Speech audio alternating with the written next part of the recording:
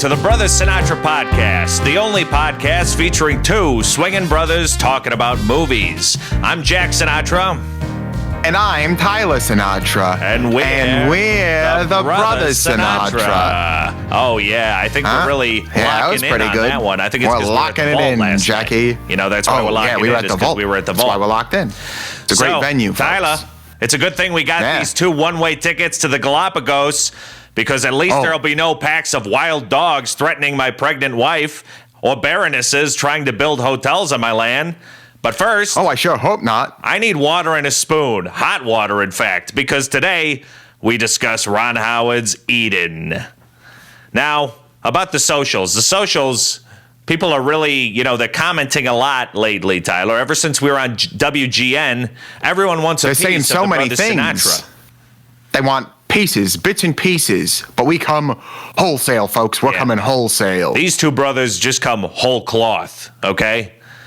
Two whole and we're cloth coming brothers. As a pair. We come as a set. You can't get just one. That's they get right. both brothers every time. It's like, you go into the Jewel and they got those, you get the two salads for $8. Sometimes they'll prorate the price. You could just buy one for $4. No, not this time. No, you not gotta this buy time. two to get the deal. You gotta get the two to get the $8. Yeah, if you want the deal, you gotta get it. Absolutely. But there's no cost to follow us on our various social media platforms. You can just go click the follow button on Spotify, on Apple Podcasts. You can go to Amazon Music or any of those places you get your podcasts. And you can also go to the Instagram, the Facebook, the TikTok, the YouTube. Okay, there's a lot of different places you could follow us now. So many places. And some people would say if there were a cost, the cost would only be that click, folks. Just a click. Absolutely. Just that one click. Just one second of your time, okay? I appreciate the follows that we've gotten, but we got to get a few more of those follows happening. Couple more. Okay? Maybe, smash the like button, maybe hit the bell in the corner of your screen. You got to No, that's just for YouTube. And, there's different ways just to stay informed. We have some goofy videos that we do. We have little clips of us singing. It's the best way to stay on top of what's coming up with us. And the other best way to stay up on top of whatever's coming down the pike for us is at veryentertaining.biz, okay? If you go to that website, folks, it's going to give you everything you need to know about our upcoming shows, about anything that might be happening in the Brothers Sinatra world. And I got to be honest with you, I got to add some more gigs to that thing because currently it's pretty empty, okay? We just had our Valentine's weekend. We went on WGN Thursday. We went to Colvin House on Friday, and then we went to the Vault on Valentine's Day, okay? And we kind of went through our little sprint, and now we got a little break. We're still going to be doing these podcasts, but, we're just kind of gearing up for our next slate of gigs, okay? And I'm very excited about that. Folks, we got more on the books. But don't worry. We just have to update the site. Don't even worry about it. Yeah. There's more to come. You see, I got to get all of the different pictures and various, copy to Uncle Enzo, and then he sits there. He's going at it right now, but it just takes him a little while, okay? Finger he just typing, needs the raw materials, and once I get it to him, he attacks it, but he's got to fit it into his schedule, but he's got a lot to do in the garage. It takes time. He can't always get to it. He's an older man. Okay. He's not very tech savvy. Yeah. He definitely did not watch this movie that we're talking about today, Tyler. No. Okay. His attention span. He would not care for it. Is frankly just, getting a little bit to the wayside, okay? But let's go for it. We're back to Sinatra streams. So the last couple of weeks we've been doing bona fide classics, I would say. But this time, we're doing something fairly new. Not as new as I originally thought, it turns out, and we'll get to that in a second. But here we go with Sinatra Streams. And the only way that we can start off Sinatra Streams is with some Sinatra Stats, okay? So we're going to go through just the basic information about Eden. So the movie is called Eden, all right? It's a historical survival thriller. Tyler, name another historical survival thriller that you can think of. the most dangerous game, Jackie. Okay, sure. That's not maybe real. not as much of the historical.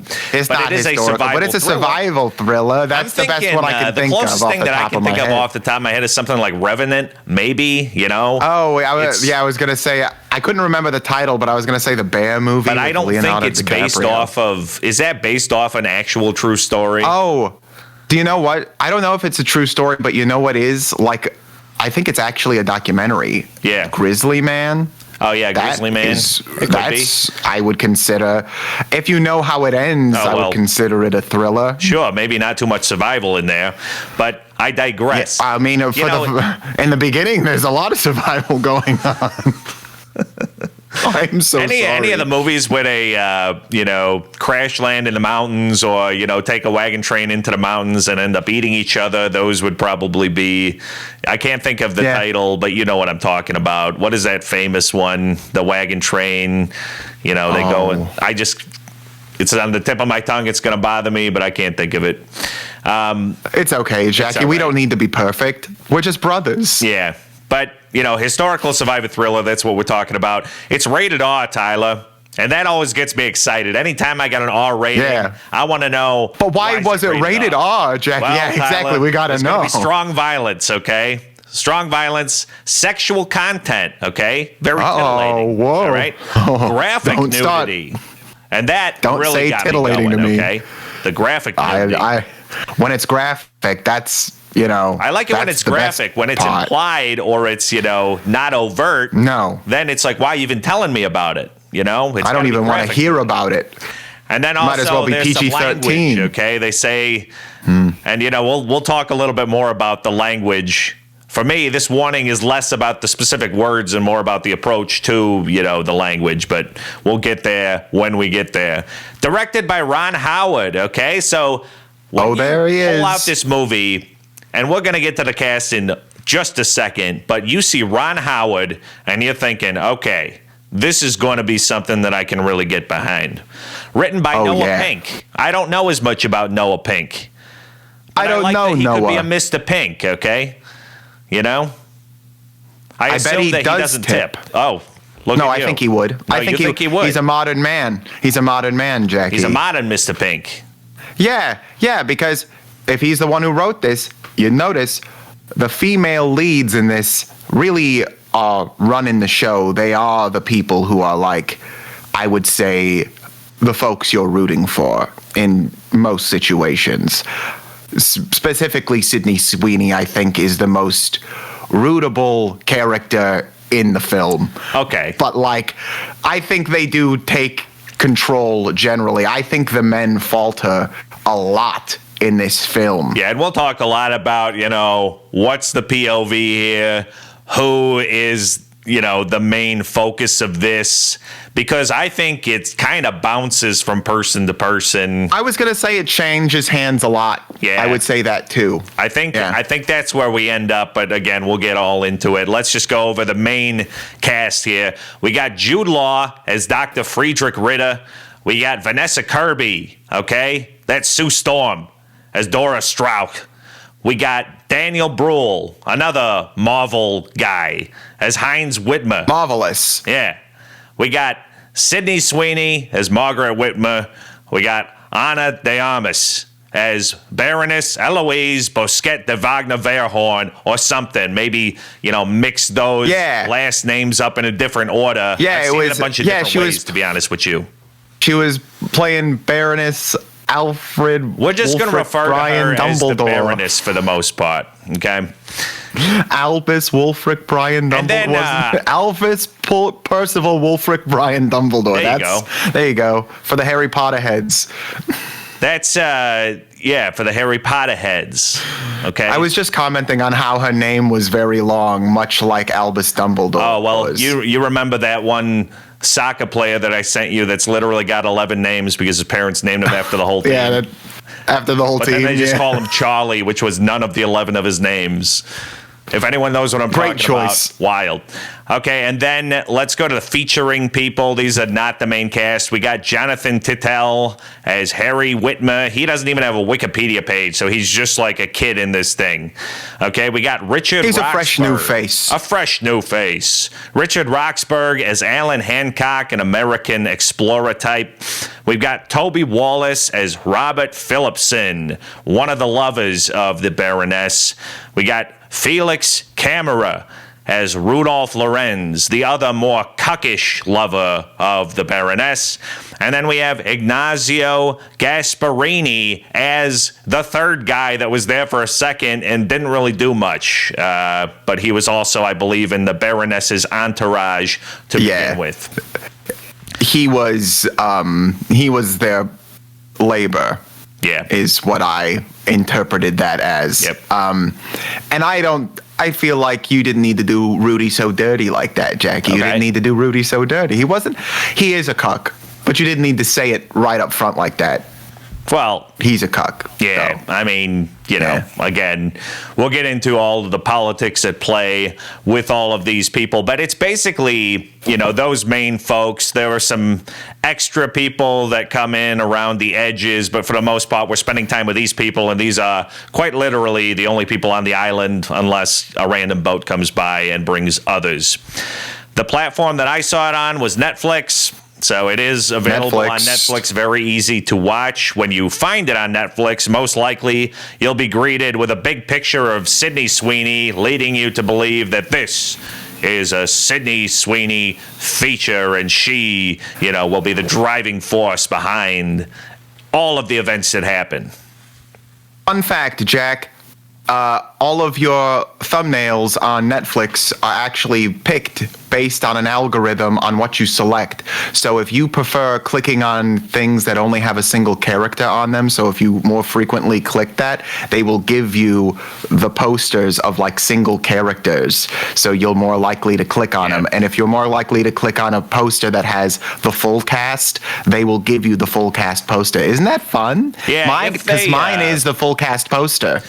It's not a picture of Sydney Sweeney. The thing is, mine, it usually switches up. I've seen it many times where it look does for something change, and it changes. This is the only cover that I've seen is a Sweeney, so I didn't see the full cast Sweeney version. cover. Jackie got the Sweeney cover. Yeah. I wish I got the Sweeney cover.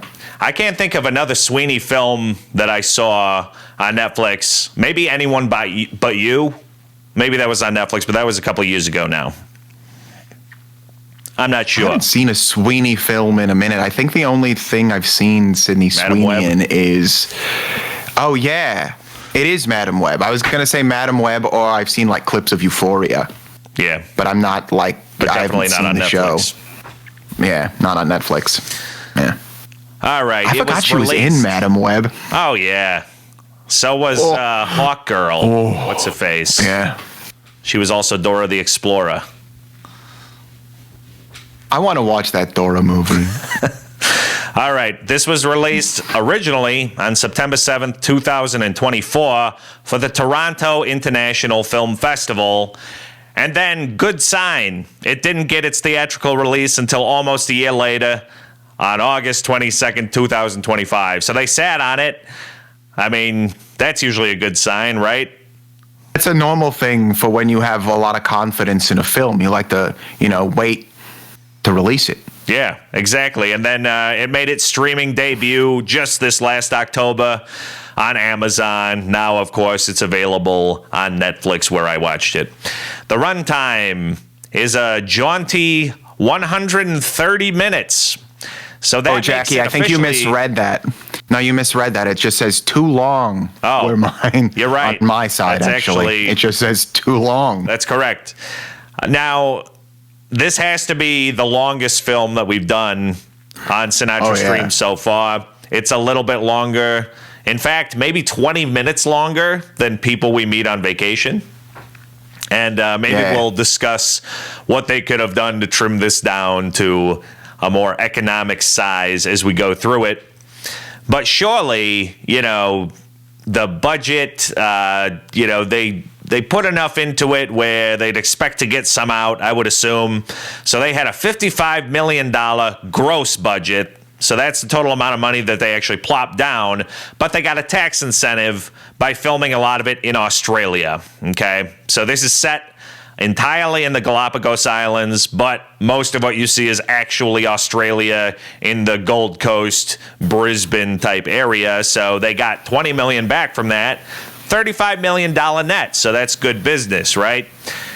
Yeah. Now, 38%. If we ever film something, budget, we're filming it in Australia. Oh, for sure. We need those tax now, I don't even Jackie. need my gross cost would be more like, how about $100? Give me the $20 million. Is that how it works? Yeah, exactly. It better be with two brothers. Just give me the $20 million is really what I'm saying. And then we'll be out of your hair, Australia. Oh, don't even worry. We won't even come back. You don't even got to worry about it at all, okay? So 38% of that budget, of that $55 million budget, went to pure salary. So you got names in this thing, right? You got names. That's another good sign. Oh, that's another good sign for a film, Jackie, that you paid when you're just putting a lot into just it. So this has the vibe of, it's like the Ron Howard. It's Ron Howard almost doing an independent film. Like, that's the kind of budget. Like, $55 million today is insanely low, right? To do like a high-powered Hollywood flick, you got to be above $100 million. So this is really low, and the fact that most of that is not going to the actual production, speaks for itself. Right. And when you're looking at like Marvel movies, and that's multiple hundreds of millions of dollars for each film. So 55. I want to know how much of that budget went to the CGI dogs, but we'll get into that in a bit as well. So, okay, yeah, I can't believe you brought up the CGI stuff before me, Jackie. I was so...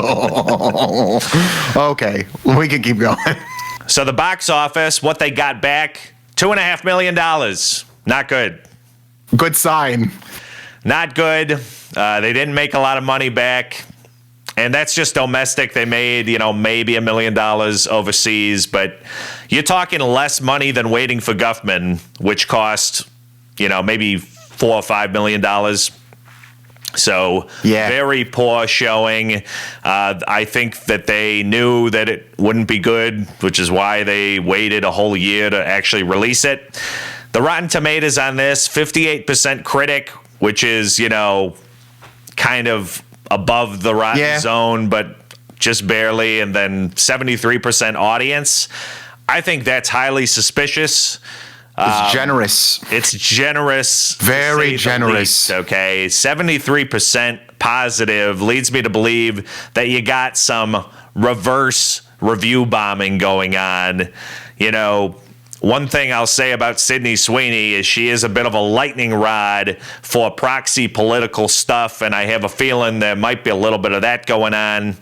Maybe not all of it, because you could see a world where you got 58% critic score and then it's like above 90 for the audience score. That's not what we're talking about here, but there is that level of inflation, and based on the quality of the film, I just don't think this is one that you're going to see it and you're going to add it to your collection for like, this is something I'll pop on every Thanksgiving with my family, Absolutely not, Jackie. There's no way.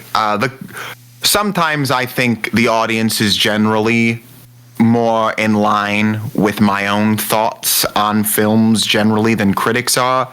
But in this case, Jackie, the critics have my ear. Yeah, I agree more with the critics as well.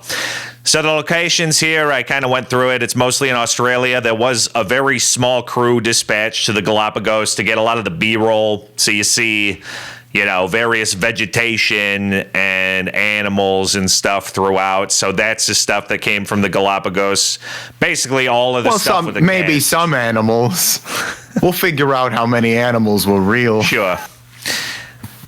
All right. Well, that's a Sinatra Stats. Now, very, very quickly, okay? We don't need to belabor this, but just give me your top 3 Ron Howard movies, starting with number 3. Oh, like my number 3? Like, like 3 to 1. So, like a 3, 2, 1. I got What are your top Ron Howard movies? Number 3, 1985, Cocoon. I know that that's a weird one, especially like for me, but I saw that when I was very young, and I thought there was something sort of beautiful about a group of old folks finding alien cocoons in a swimming pool, swimming in the pool, and feeling younger. I thought there was something sort of marvelous about that. Number 2, Backdraft. A really interesting firefighter film, arsonist film. I don't want to give too much away, but it also explains a couple things about like science and fire, that if you're a young man growing up and have an obsession with fireworks, it's kind of interesting to learn a little bit about how fire works and what the dangers of firefighting are. And that's a good example of it. That's 1991. And my titular number 1, Ron Howard, Jackie. And I think a lot of people would agree with me on this one.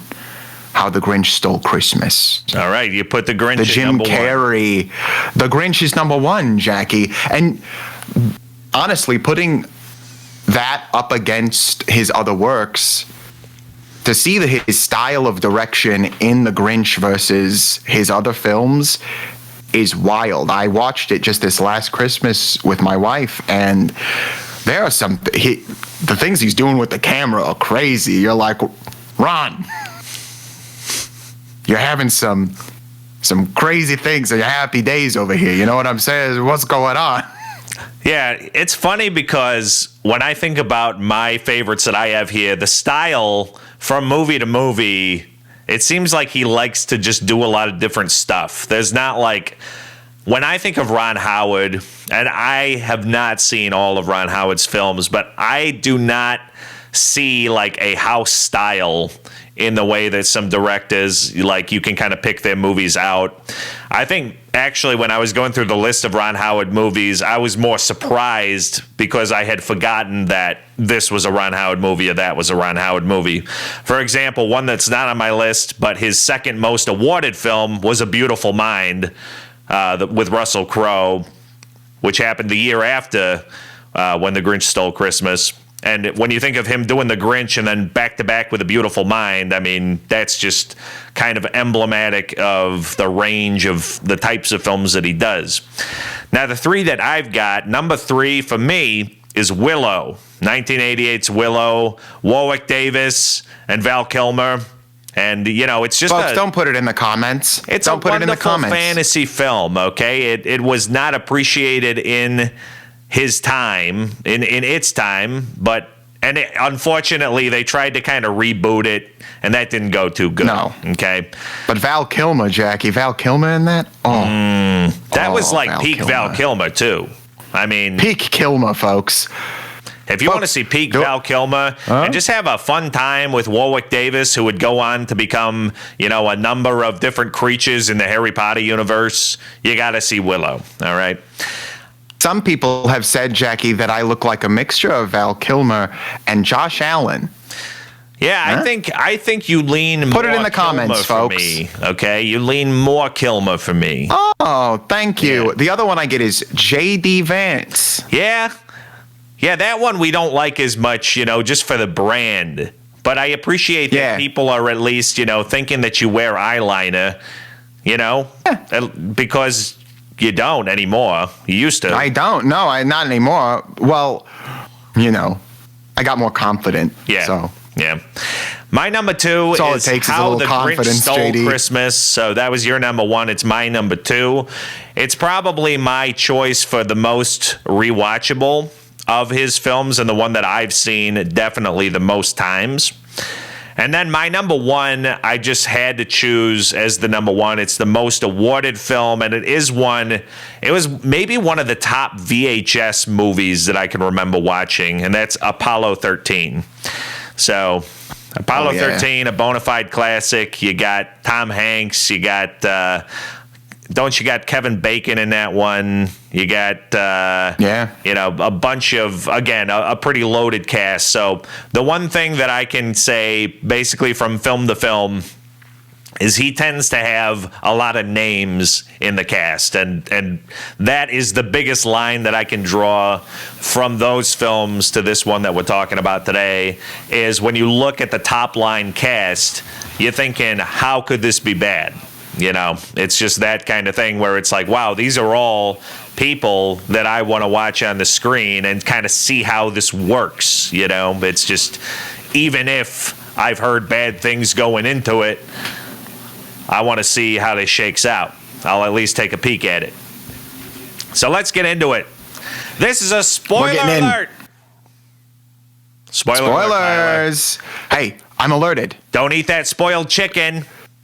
It's a spoiler alert. Oh, Jackie. You know. That's a spoiled alert. Because when the chicken goes bad, you know, you can cook it. The bacteria will come off, but it's still got the poison inside. Got the poison in it, Jackie. And doctors don't know that. But Random Doctors Housewives, they know that pretty well. You know, they're they know it, Jackie. That. And they know that this is a spoiler alert. We're about to do our Sinatra Summaries. Uh-oh. That means I got to sit back and wait for my brother to unfortunately, babble on Tyler, for a while. this one is pretty long. Of course it is. But I'll try to go through it. All right, here we go. Fleeing the economic catastrophe and impending fascism of post-World War I Germany, Nietzsche nuts wannabe philosopher Dr. Friedrich Ritter and his MS-stricken devotee Dora Strauch settle on the uninhabited island of Floriana in the Galapagos archipelago. However, their solitude is short-lived as the German press publishes numerous articles about them, inspiring others to make a life at the world's end. The first such group is middle-aged bureaucrat and World War I veteran Heinz Wittmer and his young trad wife, Margaret, along with sickly stepson Harry. They are soon disappointed to find that Ritter and Strauch are very rude and consider any visitors intruders. After Ritter sends the Wittmers to some pirate caves thinking they'd soon fail and leave or even die, they instead build a thriving homestead after some initial struggles with insects, the elements, and roving packs of vicious wild dogs. To complicate matters, a polyamorous self-proclaimed baroness, Eloise Verburn de Wagner-Bousquet, shows up with two male lovers in tow and sets out to build a luxury hotel despite having virtually no resources or manpower and a complete lack of any project management apparatus. Her arrival immediately escalates tensions, and the Baroness almost immediately sets out to pit the other two camps against one another for unclear reasons. The tension reaches a climax as Margaret Wittmer starts going into labor at the exact moment that the Baroness's men steal foodstuffs from the Wittmer compound, and you guessed it, the wild dogs show up to eat the baby? Luckily, Heinz and Harry step in Deus Ex Machina style, and the baby's all good, creating a very temporary era of good feelings on Floriana. The Baroness continues to act like a complete sociopath, inviting everyone to a dinner featuring food that she stole from them, pretending to be moved by music from a just passing through wealthy American explorer guy, and orchestrating the murder of Dora's beloved Burro. The sum total of her wrongdoings, combined with her piercing sex moans, causes Ritter, Heinz, and erstwhile lover Rudy Lorenz to confront the Baroness, leading to the stabbing death of her preferred lover and naked pugilist Robert Philipson, and her own death by gunshot to the head from the good Dr. Ritter. Ritter, Heinz, and Lorenz throw the bodies off a cliff and concoct a story that the two left on a boat for Tahiti, which immediately draws the suspicion of Dora as likely BS. Due to the drought, the usually vegetarian Ritter and Strauch are forced to eat tainted chicken, but strangely, only Ritter gets food poisoning, leading him to accuse Strauch of treachery on his deathbed. She didn't eat the chicken, folks. The Wittmers maintain their estate and survive the affair mostly unscathed. Rudy Lorenz desperately swims after a boat to try and leave the island, and despite the captain's initial refusal to take him on board, basically he got on board, but they wouldn't make their final destination. Finally, in the aftermath, Dora and Margaret write competing accounts of the events that occurred on Floriana, and mystery abounds, folks. Oh, wow. Yep. Wow, that was almost as long as the movie. Oh, not even close, Tyler. Oh, yeah, it was a slog. It was the movie. Well, and that synopsis. I literally don't know which one you're talking about at this point. How about, I'm talking about both of them at the same time, Jackie. It can be both. Porque no los All right, dos, give us the haiku. Jackie. Okay? All right. based on a true story, some people decide to settle an uninhabited island, but allow their petty attitudes to get in the way and ultimately fall apart under the pressure of actually working together to survive. Yeah. Okay. They can't handle it. That's all. You don't need to know who they are. They're all like, I'm the guy who wanted to be on the island. I'm the guy who wanted to be on the island. I'm the girl who wanted to be on the island. And none of them can get along, so we start fighting, and then no one gets the island. There you go. Well, actually... Okay, that's actually not true. Island. Some people do get the island. But, like, it's just not... It's a game of Outlast, and, you know, They all could have just... It's based off of true events, so clearly they felt it could have been easy. I think that it's so... I'm just so bothered. Like, it is real, so it's like, yeah, I guess. But, like, you could have all just worked together and had a really good time. I don't know what the point of all of the fighting was. I mean, I think that they were just low on calories a lot. Everybody was a little... there's a couple of things. I mean, I think there's some actual true mental illness in two of the camps, at least two of the camps. And then there's also just resource scarcity and, for sure. The, lack of competence on certain parts, some more than others. And we'll get into all that as we go. But let's get into the categories. And I'm going to start this with just one of the opening thoughts that's presented when Dr. Ritter is typing, because he's this kind of wannabe philosopher guy. They're always talking about Nietzsche and all of these German philosophers that, that's kind of, they are very idealistic in the reason why they, Strauch and Ritter, they're kind of the two original people on the island, and they are trying to create this philosophy, or at least Ritter is, and then Strauch is, kind of his companion. They're not married. It's kind of a bizarre relationship that they've got. In real life, she actually left the relationship to go, on that journey with him. But he says... it's almost as confused as his philosophy, to be honest with you. But his philosophy, boiled down to a single sentence that he says in the beginning of the film is, in pain we find truth, and in truth salvation. So he has this belief that they have to go through the pain is good, and pain is going to save them. And that comes back up a few times throughout the film, and, you could say that when it gets to the end, he has a very painful death. And I'm not sure if he found salvation in that, but he definitely found pain. I feel like if he believes in curses, maybe, if he truly believed in curses, he may have a little bit of salvation right at the end. But probably not, Jackie. No salvation for him. Yeah. So let's go into nothing but the best. So we're going to just keep strictly positive on this part, talking about the best pieces of the film. And to open this up, I've just got two kind of overarching concepts. They're not necessarily parts of the film, but a couple of things I appreciated was the overall design. Especially, I watched the 2013 documentary, The Galapagos Affair, that has a lot of the original photos. They also have some of the original silent footage from The Empress of Floriana, which was a real silent film made on the island at the end of the film in the credits. And I think the design and, everything that they did really reflected all of the photographs and videos that I saw. So they did a good job, with the compound of Dr. Ritter, the Whitmer's place. I think that everything felt kind of authentic in that way from just a production design standpoint. I also appreciated the Galapagos B-roll. Anytime they went to the crabs scuttling or, the iguanas or whatever they are kind of, doing their thing. They had the squash that was rotting, to say, oh, we're in a drought now. All of that stuff was very nice. I appreciated that.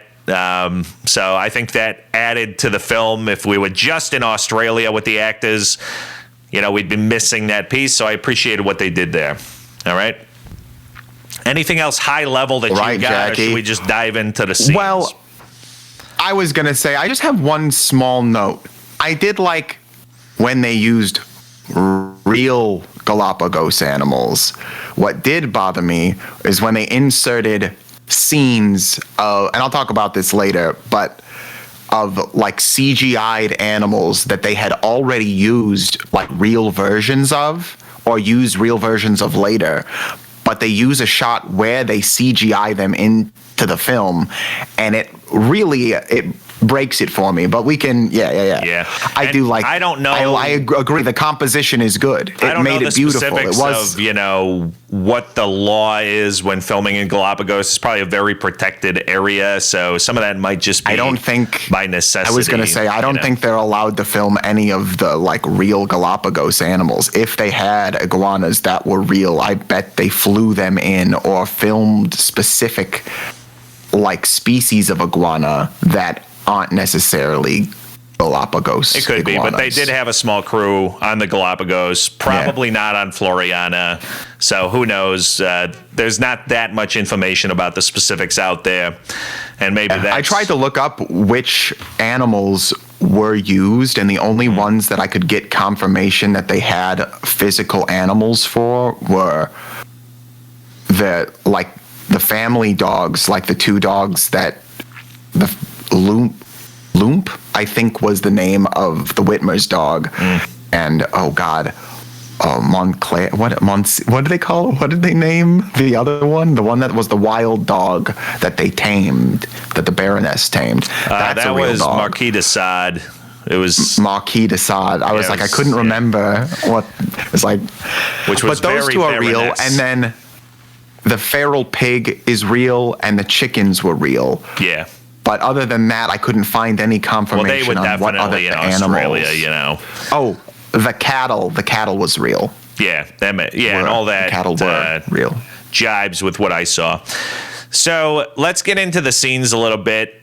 The first thing that I have written down is just the initial part where the Ritters take them to the pirate caves and they start, I love any time in a survival flick you got them crafting their shelter and all that stuff, so he's, Shelter montage. splitting the bamboo or whatever he was doing to create, the lumber and whatnot. They were creating the pipe that would go into the spring. They were, had some the rough irrigation nights in the cave where there were bugs everywhere. So they're really going through it. But then within about 90 seconds of montage, it's like, oh, you know what? This wasn't too bad. We actually, did pretty good. Yeah, two industrious individuals. Yeah, and they're like looking at each other like, oh, we really did something here. We're a good team. Yeah, exactly. And so that's what I got. Pirate caves. They suffered a little bit. But then they built their little place, and they seemed to be able to grow stuff. There was a moment, I don't have this written down anywhere else, so I'll just say it now. When there's one point where Sydney Sweeney's character, Margaret, is like, Heinz, come here. And he's like, oh my God, what's wrong? And then she's like, our plants grew. And it's like, why did you yell? Oh, our first plants, and she like shows our first vegetables. Yeah, it's like, I thought you were in trouble. All right, so that's what I got first. The next thing that I have is the Baroness intro. So that's the first. That is the first thing that I put on my best thing. Yeah, I agree. Where she's like in the mirror doing this, and then once she gets on the island and proves that she's about to be the most incompetent person that you've ever met. Yeah, like I just have that picture in my head of her being carried by her two lovers, by Rudy and Robert. So she's on their shoulders. Yeah. Everyone's like, what is going on? She's like, she immediately starts in about how she's going to have this hotel, the Hotel Paradiso, and it's just like clearly. Yeah. It's like she had like 3 people with her total. It's like, how are you going to build a hotel? And she's like, it's going to be a luxury resort. Yeah. They like spend 2 seconds on the beach trying to build the hotel, and then all of a sudden she's bathing in the spring. Led by, so she went to the drinking Ritters water first. So she goes to the Ritters. That's where you get the full frontal on the part of Jude Law as Ritter. Speaking of the full frontal, that's my second best part. It goes Baroness group intro, and then it says, "Nice, Jude." Yeah, there you go. So he just, he comes out. He's, just really giving it, and she's like, she's unfazed, to be honest with you. She's like, this is normal, this is fine, I don't even care. This is a regular Tuesday if we weren't on an island. But she's basic, and he's just like, hey, I'll show you where some really nice water is. Leads her right to the drinking water of the Whitmers, and she starts, just bathing and getting all the salt off of her body. And they're all horrified. They're like, what are you doing? That's our source of drinking water. And she's like, oh, sorry. And she's like, it's fine. No, don't worry. It's totally fine. I just had to get all of this salt off of me. Don't worry, you can see through my shirt. It's fine. It's true. Fine. It's like you can see nipple through this thing. So really, I've already paid for this water and why are you even worried about it? Excuse me, I'm not worried about it. This should be enough payment for you. And she's kind of a promiscuous character, but that's really the most nudity out of the Baroness you see is through cloth. And, with all the actresses these days wearing Shia dresses and things like that, it's like, you probably could have gotten away with a PG-13 if it was just that. Obviously, you just came from the full frontal male nudity. That's a straight law, okay? Nothing else that comes after. If you're keeping Jude in this movie, that's a straight R, that's Jackie. That's a straight R. So we got the Baroness intro. Do you have anything else written down between what we just talked about and the birth?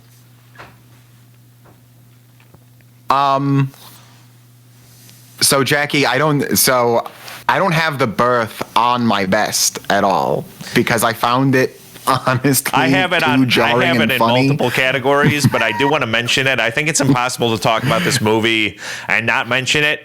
I just have it under the best because it is one of the most watchable scenes and probably the one that you would go back and watch of any scene of this movie.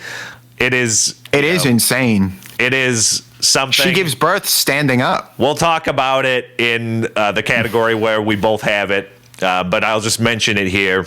So there's a very, it's just the one scene that you would remember from the movie, hands down. And a lot is going on in that scene. Just a lot happening. And it's only about an hour through the 2 hours. So in my mind, if that's going to be the climax, there should only be about 30 minutes after that. It was a point where I literally, after that scene, I stopped the remote and I was like, you got to be kidding me. Like there's a whole, not only an hour, it was like an hour there's 7 or whatever. Yeah. You mean, how much more can there be? So after the birth, sorry, go ahead.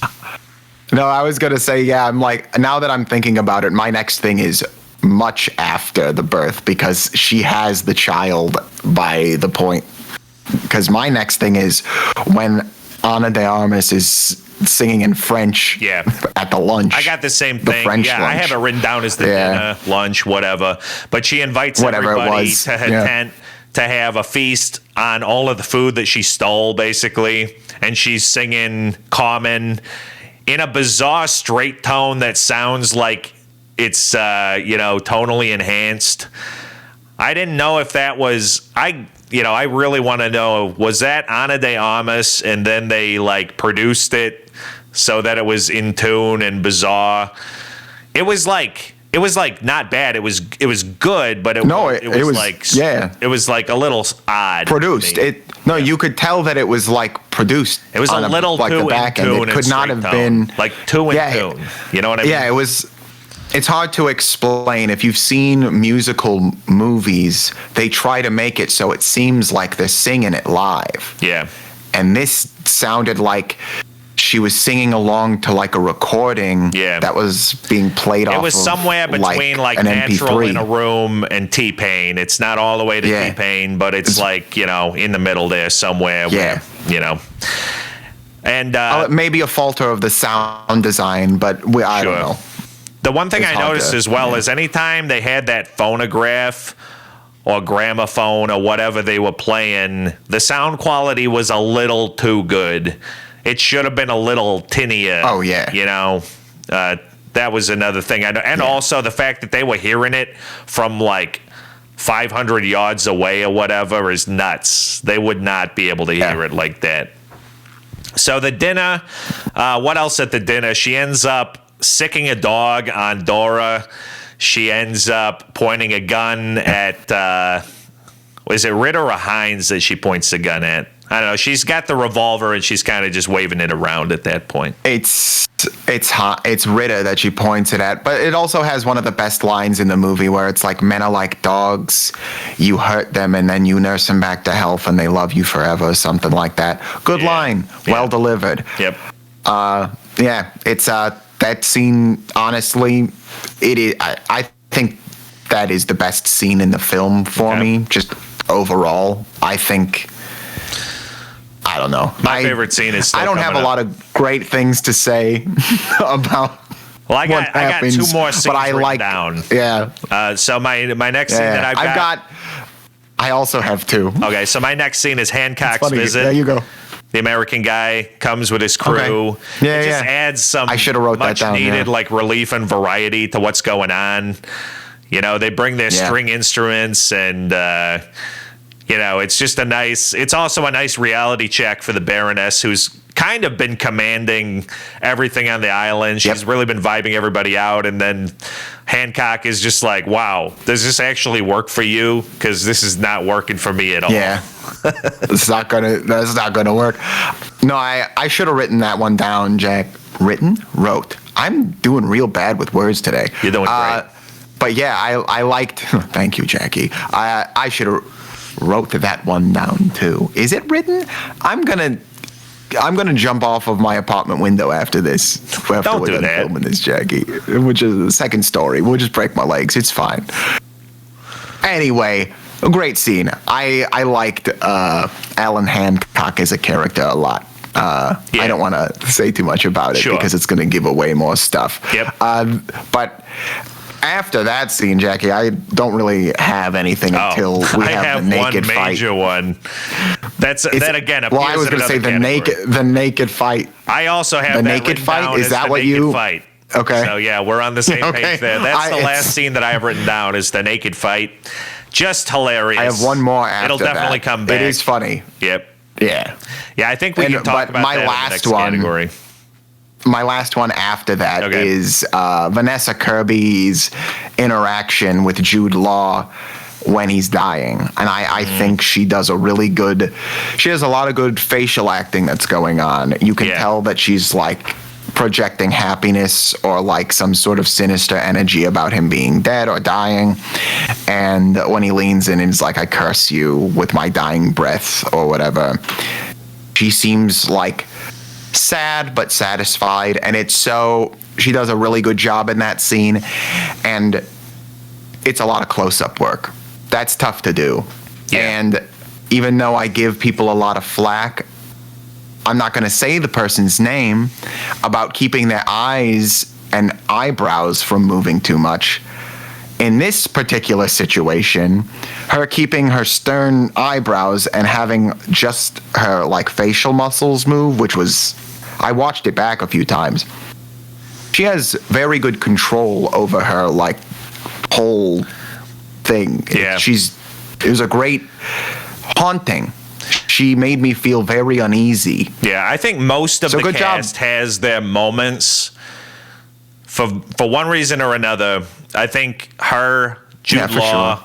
I think Ana de Armas, like all three of them have their moments that are like, you just kind of re-engineer some different parts and like there's some compelling things happening.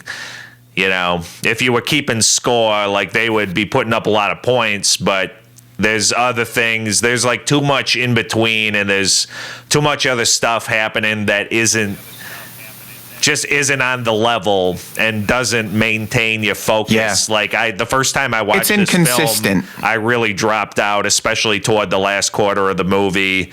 It just kind of gets into a lull, and especially since so much interesting stuff happens. around, an hour 20.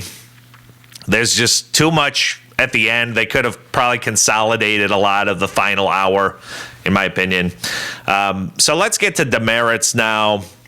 And again, I think we could spend a lot of time with this. I've got a lot of things written down. I'll try to keep this as focused and brief as I can on each of these points.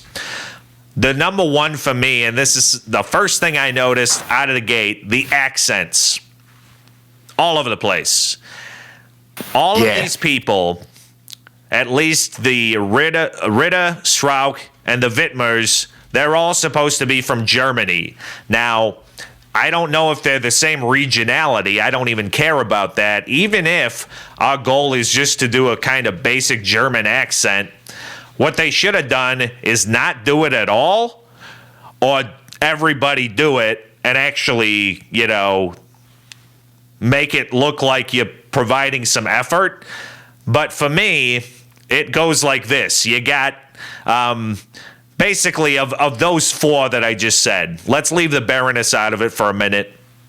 But basically, you got Jude Law, who, like, in his beginning narration, it's like, okay, it sounds like he might be doing some dialect, but then every single piece of dialogue, it's just Jude Law being Jude Law without teeth, basically. Then you got Vanessa Kirby.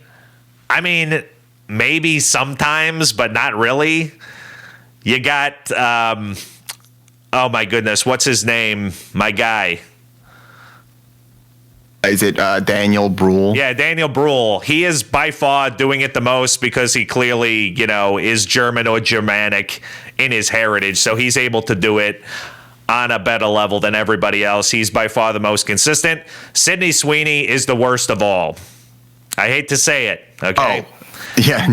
Sydney Sweeney, by the end of the film, like when she's talking to the governor in that one scene, she might as well be in A Christmas Carol or something. Like, she is just doing American doing British. There's maybe like 2 words where you can tell that she's trying to do some kind of a German affectation, but mostly it's like the W's she switches with v sounds, and that's it. Right. It's like for her last name, that's not enough. She says Wittmer, but yeah, there's like no effort by her to do an actual German accent. It's just, I don't know what they were thinking with the accents. That's, in my mind, maybe that was their effort, Jackie. It's just, you could have. This kind of goes into my next demerit as well, which is the casting. I appreciate that these are good actors, but they, for the most part, are just not deployed successfully. And I guess before I go into the casting, I do just want to mention that Ana de Armas, I appreciated her accent work, but she had a lot more leeway because she's not strictly a German. She, like, technically the Baroness is Viennese, but she was in Paris. She almost has more of a French affectation in a lot of the stuff that she's saying, but she's doing something, and like, definitely. And all of the other people. And what's more, Jackie, is it's consistent, right? But like, it's actually, I don't want to say, like, this is part of my hot take, the accent thing.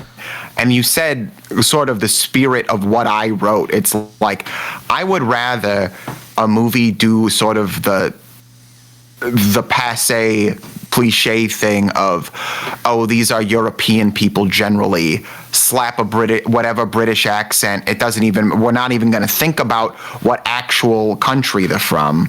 We're just going to, general Europe, you're like, Americans don't understand it anyway, British accent.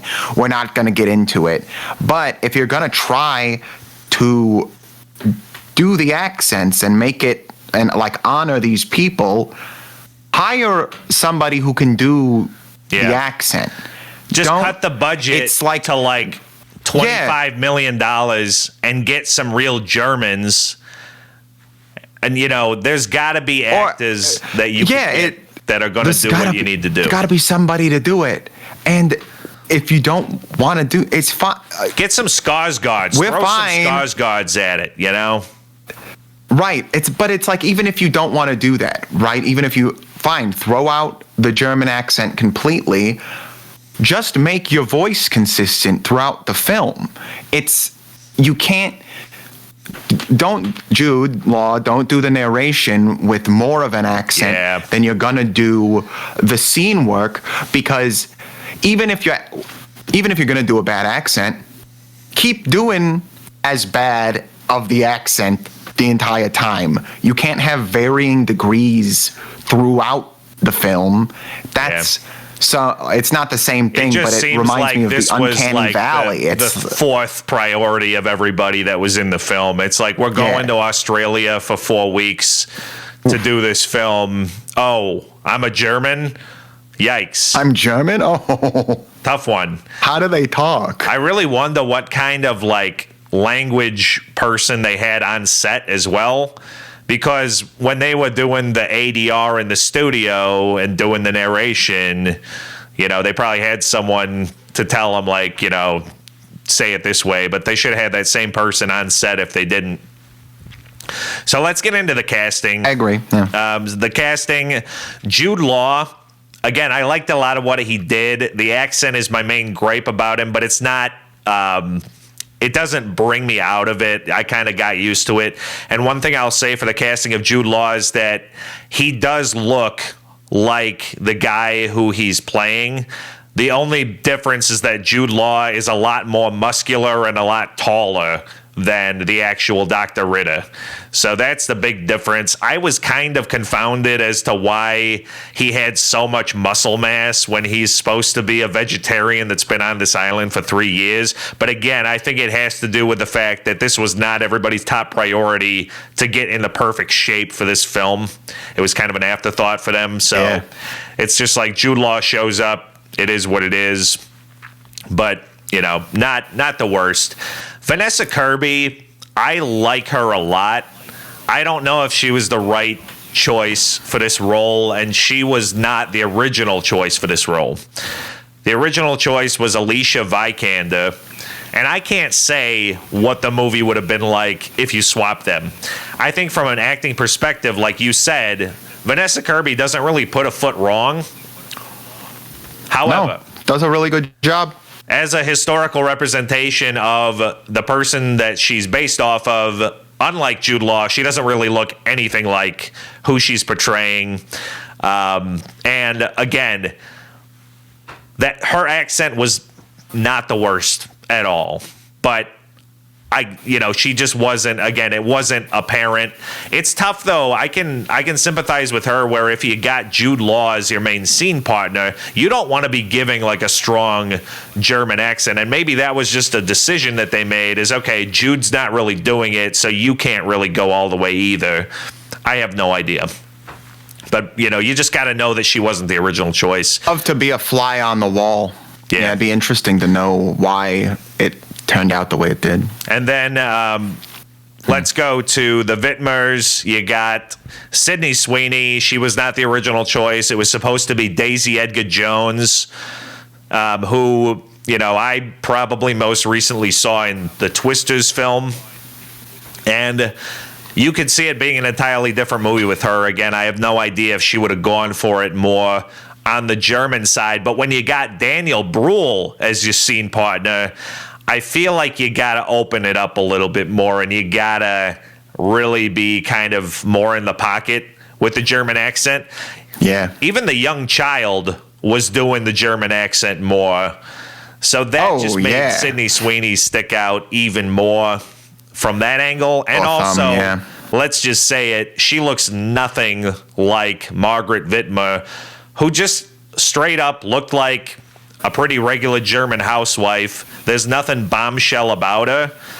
And I don't understand this tendency of Sydney Sweeney to be in these films where she gets frumpified. The frumpification of Sydney Sweeney and her seeming, not only willingness but desire to be cast against type so far as to be just completely on the other end of everything that she displays in her public persona. I don't really understand it, especially when it's something that just doesn't suit her strengths. Like clearly this movie that's like a historical historical thriller or whatever where she's supposed to be this German housewife. It's just you never buy it. It's just like there's Sydney Sweeney. It's right. No, I agree with you 100%. It's like if you're gonna do it all the way. Lean into it. I understand the thought of an actor. I don't want to be typecast. If I keep doing this role, I'll never be able to do anything else. But if you're trying to do the anything else, you have to actually do the anything else. You have to put the work forward, put the legwork in. You can't have a inconsistent accent. You can't have an inconsistent performance. You can't do that if you want to be treated like we're fine. Everybody's fine having actors who are on varying levels and being a bombshell. You can be in a movie and just be based on your looks. Everybody understands that that's part of filmmaking. We get it. There was just not really a role like that in this film, except for the Baroness. And right. And what are you doing? Why are you... And Sydney Sweeney, if you want to do the role, fully frump and fully commit. I don't know. It's like a halfway thing with me. I just would have had a lot more respect for her effort if she had come in with a blazing German accent. I could have just... Yeah, you could get behind it. It just seems like... Yeah. Maybe it is just how we've sort of mentioned before. I also don't think the way that the script was written around her character, I think the script really wanted her to be the main character, the POV character at the end of the day, which makes sense because she's based on a person who wrote the book on which a lot of this was based, and a lot of the way that they present the story is from her character's perspective. But even more reason for them to cast somebody with a little bit more care, I think. I just don't think they nailed it on that front. I think it was a stunt casting decision. Not the worst thing I've ever seen, but just kind of confounding. Daniel Brühl, I think, is well cast. I don't really have anything to say on that. I think that's one of the few casting decisions that is kind of, it just makes sense. Really good. I think he did. I don't think a lot of the writing helped him out. I don't think that his character was terribly developed in a way that but the thing is, he did in this movie, you either did something that bothered me and it made me notice you more, and then I may have seen something you've done well, but he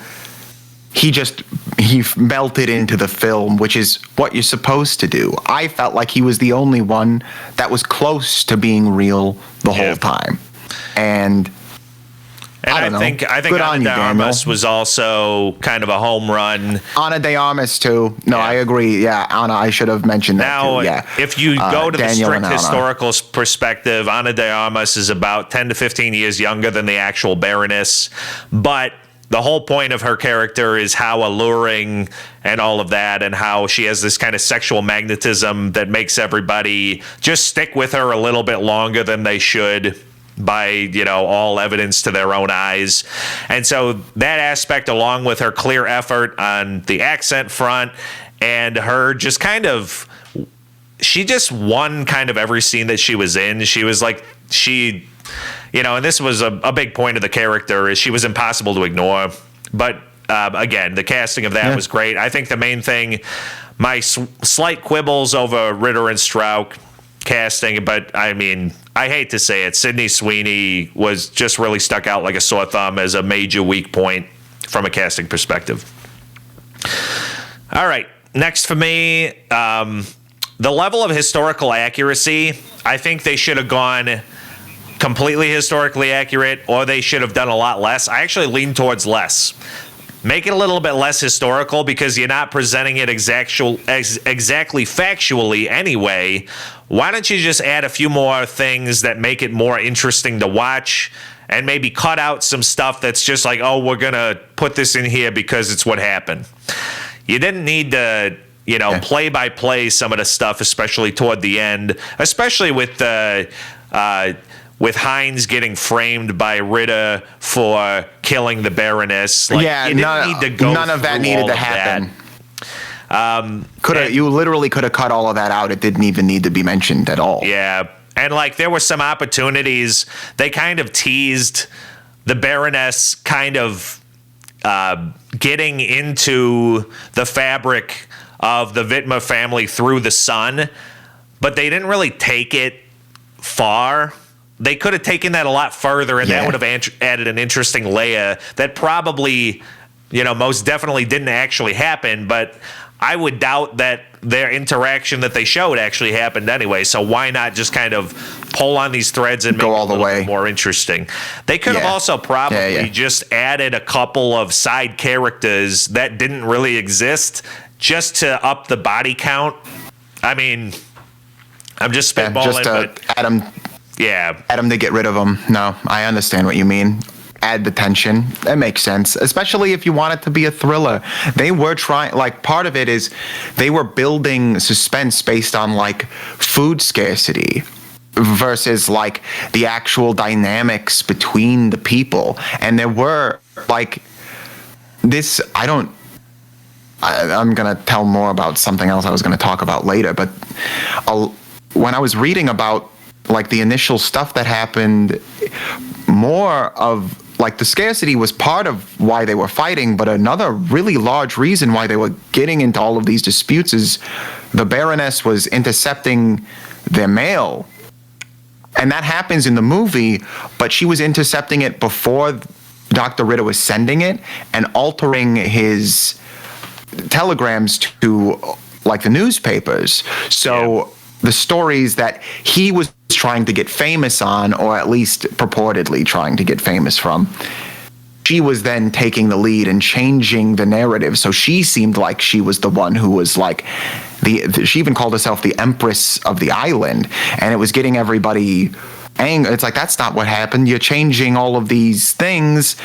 And that, I think, you said it changed some things that were more factual. I'm that's one thing that I would add in from what really happened. I think it was way more interesting that the doctor's ego and her ego were to clash, and I think that could have a lot more energy bubble up than... I understand, because you have to have the Whitmers and the food scarcity, you add all of them together, but ultimately, even at the end of the film, Margaret's we were the ones trying to be nice the whole time. Yeah. And you could have had it where you had the two egotistical people really be at each other's throats the whole time, and have one family be, oh, please, we're just trying to... Yeah. I feel like that would have built energy a little different. And I don't know if it would be favorable or not, but... The movie is just unabashedly sympathetic to the Wittmers, but I think there's a lot of problematic, and we can get into this later when we're talking more about the historical stuff, but in the actual reality, it's they were kind of impugning on, Dr. Ritter, and I'll get more into it later, but basically they chose that island basically because Ritter was there. It's just, I think that the real history is a little bit more nebulous as to a lot of the motivations and all of that. It's not as clean cut as this movie presents, which is understandable. You gotta make a film, not but all. Again, it's where do you draw the line? And most of the information that we get are from two survivors who have differing interpretations of what happened. So there's a lot of things that are sort of up in the air. Happened at a weird point right at the end of the film. I think, again, maybe you make it a little less historically accurate, but you make Dora and Margaret a little bit more opposed from the get-go, because that came out, and it seemed like they were kind of simpatico, and then all of a sudden, out of nowhere, at the beginning, I thought Dora they would have kind of betrayed her. Is kind of bizarre. Harry has nothing to do. The little boy could have cut him, could have just had him as a background character. You didn't need to have this thing about, he finds the Baroness crying in the woods, and she's like, you got to say, you're a work of perfection or whatever, and then why don't you run? Yeah, and he can run and not have what would have been any actually of his more interesting asthma to me, symptoms. and this is not accurate at all as to what happened, but what would have been more interesting is if she tells him to run and then he literally dies. I mean, that would have added. That's what I thought drama. was going to happen when I was watching it. I'm like, this kid's going to die running up this hill, and she's going to leave him. But actually, the real Harry Vintner died in like a boating accident a decade or two after the action of the film. So, another demerit. Lots of wasted bullets. If they're protecting their resources, you're not going to be shooting your typewriter. You're not going to be just like shooting into the air to get wild dogs away from your pregnant wife. Maybe you would. I don't know. But it just seemed like they weren't very careful with the bullets that they were shooting. And I don't know how many they had in their stockpile. Sometimes it seemed like everybody was a little too clean, especially the Baroness and Sydney Sweeney. A lot of times, just like not enough dirt. I feel like Dora and the doctor, I feel like they were sufficiently dirty typically. But if you see especially historical photos of the Baroness, she's got like crazy hair coming out of her armpits. It's like they look like they're living on an island, they're Robinson Crusoeing it. They should have looked like they were Robinson Crusoeing it. And I think particularly with the Vintners, it was just, a way that they could show you that they are kind of doing well, whereas everything was kind of disintegrating for Ritter and Strauch. Yeah. So I get why they did it, but sometimes I would just see Sydney Sweeney's face with like nothing on it, except for that one time where she like hits a mosquito on the side of her face. And I wondered, was that like scripted, or was that just something that happened and then it was just there? Seems like it had to be scripted, right? I didn't really know the symbolism. But sometimes, Jackie, sometimes magic happens, you don't know. Yeah, but then she'd have to have it for all the other, parts of the scene that they're shooting. I don't know the practicality of that. They're like, no, leave it there. We're going to get makeup to Maybe it's because the Baroness was walking up and she was kind of a bloodsucker. So it's like, mosquito here, mosquito there. Maybe that's reading too much into it. I have no idea. And then, two more that I've got here. The POV character sucks. We kind of talked about that. And then the last thing I have, there were a few moments of just kind of woke nonsense where it's like, this is probably not how this would have happened or what you would have said in 1932 or wherever we were, maybe 34. But there was a point where Rudy was in the Vintner home, and Margaret and Heinz were around the table with Rudy, and the Baroness was right outside the door being like, Rudy, come back. And Margaret says to Rudy, this is abuse. And I'm like, come on. Oh, yeah, that's, are you kidding me? Yeah, like, I understand nowadays, but like, come on. It felt like in the last, 40 to 30-ish minutes of the movie, they were just like, oh, we have to make Margaret the hero, so we got to give her some, lines. All of a sudden, Margaret is also an expert when it comes to, food safety. Like medicine and food safety, yeah. She's a doctor. She's more of a doctor than the doctors. Yeah, I mean, it was just a lot of... It felt like they were really just kind of forcing it to be, Margaret has to kind of take control here at the end. And then she has that weird power move where she whips out a breast in front of the governor. It's like, what are we trying to say here with this, Yeah, that's just completely unbelievable for me. I talked to my wife about it, too. I'm like, is that, especially after she gives this whole speech, she's like, we're the ones who were the nice neighbors. We were just trying to get along. And then she's like, this entire time she's been moral and upstanding, buttoned up. And then as an act of sort of powerful defiance in the face of an authority figure, she breastfeeds in front of him. Mothers, get it done. It's like in modernity, I totally understand contextually. Yeah, you're doing a thing that you're like, I'm going to it's my body, but this woman is, mind you, her husband just got accused of murder, and the governor of Galapagos is there. And like somehow that act by her and the way that she handled this situation leads him to it made him disgusted. He was like, oh, no, I can't. I have to go. Fine. Well, I guess we won't press charges then. It's like, yeah, okay. It really felt to me like they're like, well, I guess we got Sydney Sweeney, so we have to show something. That's what I wonder. I seriously wonder if Daisy Edgar Jones is in that role, if they have that scene, you know? And if they did, good for them. It's like an intentional part of the script, but I just don't really believe it, you know? Yeah. So, anyhow, do you have any more demerits? Oh, yeah. Oh, I got some demerits, Jackie. All right, go through them. I'm going to run through them real quick because there's not much to explain. It's mostly like sort of, well, I got one funny one and a couple of like things that are just irk me generally. When the dogs at the beginning eat their canned food, dogs can definitely bite through cans. My question is, dogs won't be able to decipher between metal and like when they're eating through a can that has food in it, their teeth and mouth are going to get all covered in blood. They're going to cut their mouths up. And the chances of a dog swallowing metal, and I don't want to say like immediately dying, but like the dog's not, it could cut its esophagus open immediately upon eating a piece of the metal in the can.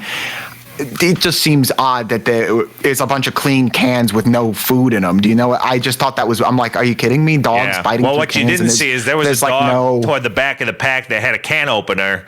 See, he went in first. He just opened it. He went in first. They were able to, you know, it was no problem. He's the only one. He's the only one with thumbs, Jackie. He was the only one with thumbs. This is sort of my funny one, but I also think it's sort of true. But this is like modern filmmaking. We got the full frontal of Jude Law, right? Sure. And then we get a side shot of him, but we don't get any side dick. How come every time, like, you get side boob in movies all the time? How come we didn't get a little bit of Jude Law's side dick? There needs to be a side shaft. Come on, like that's only fair. It's only fair. That's a demerit. That is a demerit. Okay. If you're gonna give us a full frontal, I think you should give us a side view. Little side dick. It's a little side dick. This is like towards the beginning of the movie, and I had to go back to make sure that my eyes didn't deceive me. Sure. When they're getting on the rowboat at the beginning, the Whitmers, there's a shot that goes under the water. And it is some of the worst CGI and like use of animals.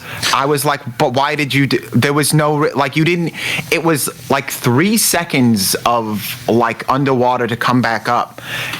And you could have just as easily just gone underwater, had like a bubble thing happen that is inoffensive to someone's eyes, and then come back up. I know that they wanted to showcase the animals in the Galapagos, but they did that with a lot of shots where CGI is practically in better use. Underwater is a hard thing to do. Light dispersion. People who know about CGI, it's like it's easier to do it if you have a concentrated light source and you like when you're setting it up against other actors, if all the light is consistent, that's one of the things that our mind makes CGI seem inconsistent if the lighting is different. And there's this shiny ass lizard, Jackie. Ooh, what time is it? We're gonna have to bleep that. There's a shiny lizard, it's Jackie. Fine. We already said side dick. I think we can say ass. Oh, but that's not a swear Plus, word. That's they got not a burrow. You know, well, I won't get to it, but you know, they it's just so many different. Yeah, the CGI stuff. You didn't need it. You could have just not had it, and it wouldn't have taken me out of the. It took me out of the movie. I was like, oh, why'd you do that?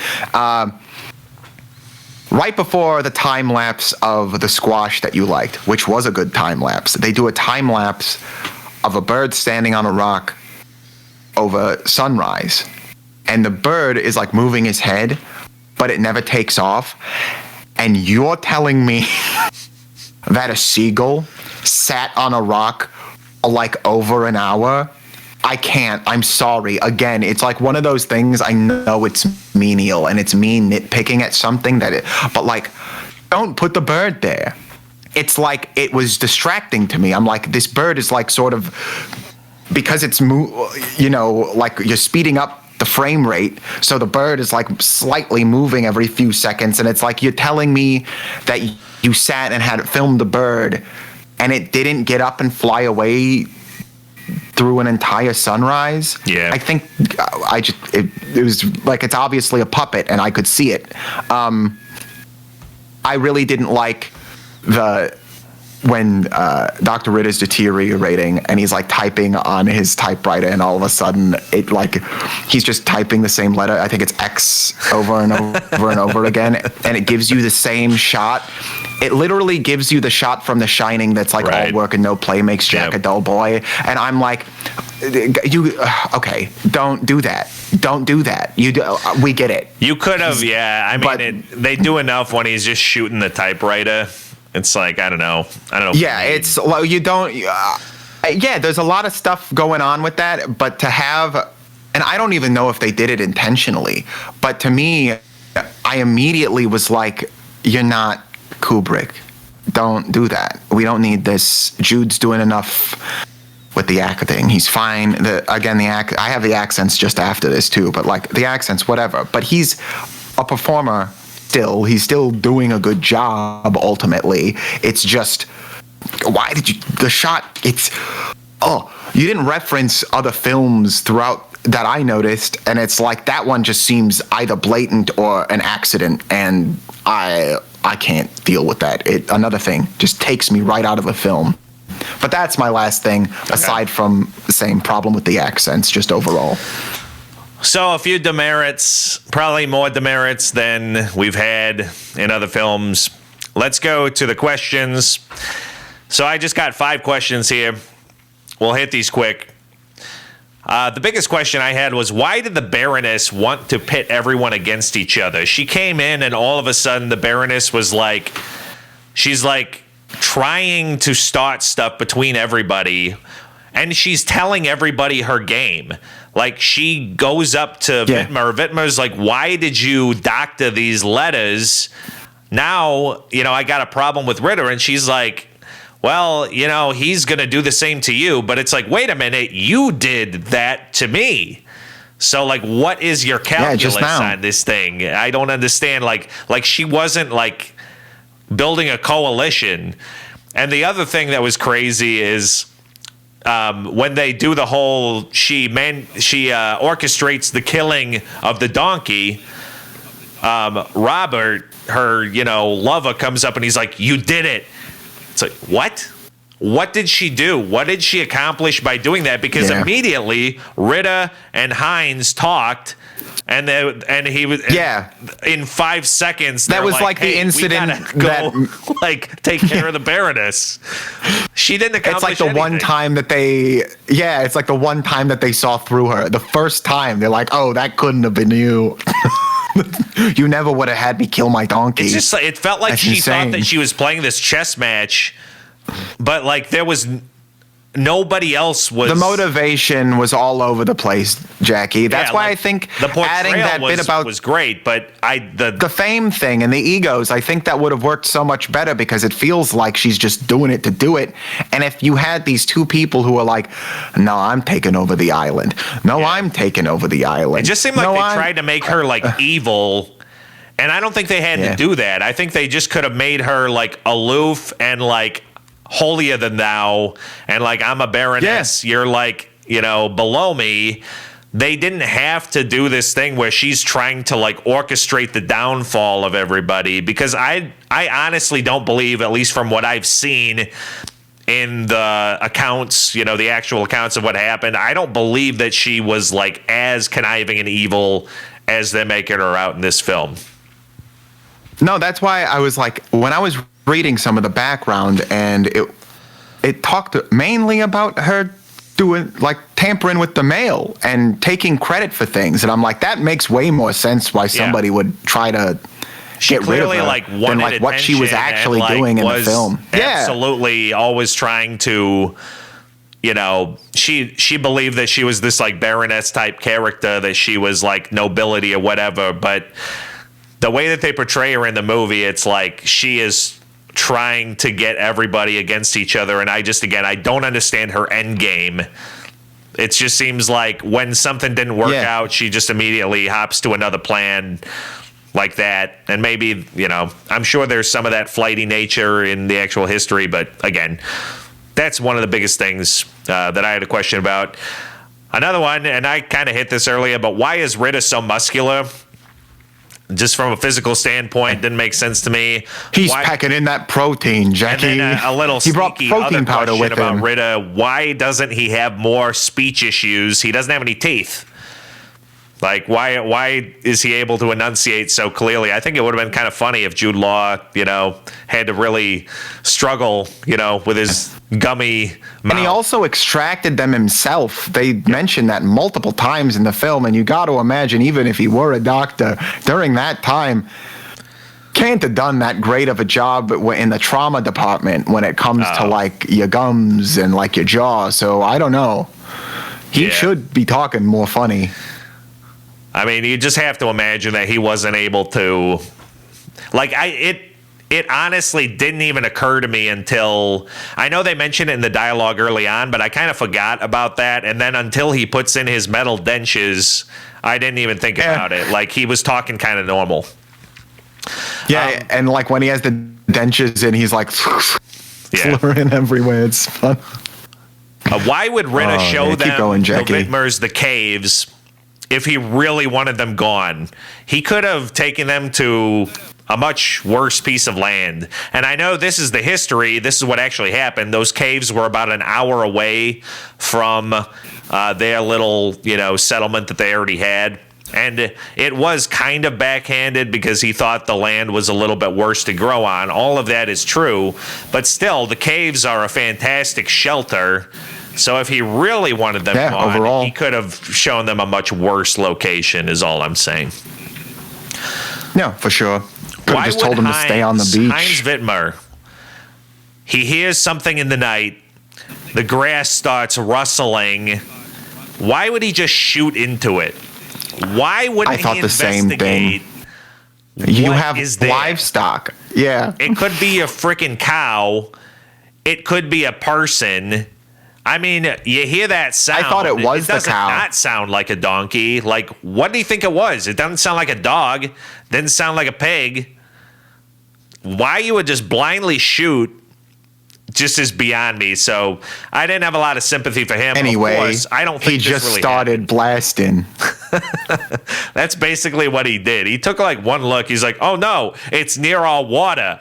Let me shoot it so that the dead body goes into the water. That makes sense. I just, you know, I don't want to. Perfect sense. When the dogs are attacking his wife, he shoots into the air to scare them away. Why is he shooting to kill in this situation? It's like, what is going on? You don't understand. It's near the water. Not my wife. Not my pregnant or just having given birth wife. And then my last question, was Ritter actually smart? It seems like he makes a lot of really dumb choices. This could be just because he doesn't have enough calories. But, you know, he kind of takes L after L. He completely reverses just about every principle that he's got throughout the film. He starts out all philosophical, gets to the point where he's eating meat. He gets a gun. You know, he's trying to basically make it look like the Baroness left for Tahiti or whatever, but she leaves her book there. He tries to frame Whitmer, but it's really only him just writing it in a letter. There's not really... It just seems like he thinks he's a lot smarter than he actually is, you know? Yeah, but he's seemingly about as smart as the Baroness, unfortunately. So, like, it's funny because they are so similar in that they're like, they think that they've got it over everybody else, when realistically, Margaret and, what is Heinz. Vanessa Kirby's character? Oh, no, Dora. No, Dora. They even though like they just have a better handle on things. I mean, and Hines too, but like I'm just specifically comparing like because I feel like those are the ladies are the focus towards the end of the film. It's like everyone starts to deteriorate and they become like the only ones who are like have a good head on their shoulders, and it's like yeah, they're the only ones that aren't Vanessa really Kirby involved keeps in to that her whole naked fight. Yeah, and it's so like it becomes they're the only like, ones that between stick to them their guns. to deal with like how are they going to treat this, because they both sense that something is off, right? They both know that it isn't exactly how everybody is, saying it is. So again, it kind of seems like they're together. They have this understanding between two women, and then Dora just kind of throws the Whitmers under the bus, but also it's all torn asunder, Jackie. But also throws Ritter under the bus. It's like at the end of the day, Dora is one of the most conniving and vindictive characters that there is. And again, that a lot in big part is because this is mostly from Margaret's perspective at the end of the day, and it borrows more from Margaret's book from her vantage point. They point out at the end of the movie that they both, Dora and Margaret, write stuff. That would have been an interesting way to... I wonder if they ever thought of this in the filmmaking of doing it from two sides. You got those types of movies or shows where it shows it from this person's perspective, it shows that person's perspective. Yeah. And maybe that would have been a better like Netflix series, but like, actually play it out. Oh my gosh, from Jackie. both angles. Do you want to know what I just thought of? What? It would be a really good format for what you're talking about? Exactly how Ron Howard directed the first few seasons of Arrested Development. There you go. Where you could like follow a single character, and there are things that are happening, and then when you watch the next episode, you realize you're watching the same day over again, but from like a different character's perspective, and then you walk past like, I forget, there's like an episode where Jeffrey Tambor is like driving, and what's the actress who played Lucille? Lucille Bluth's character, the actor who played Lucille Bluth, she yells out the window, and it's like that series that they drive by.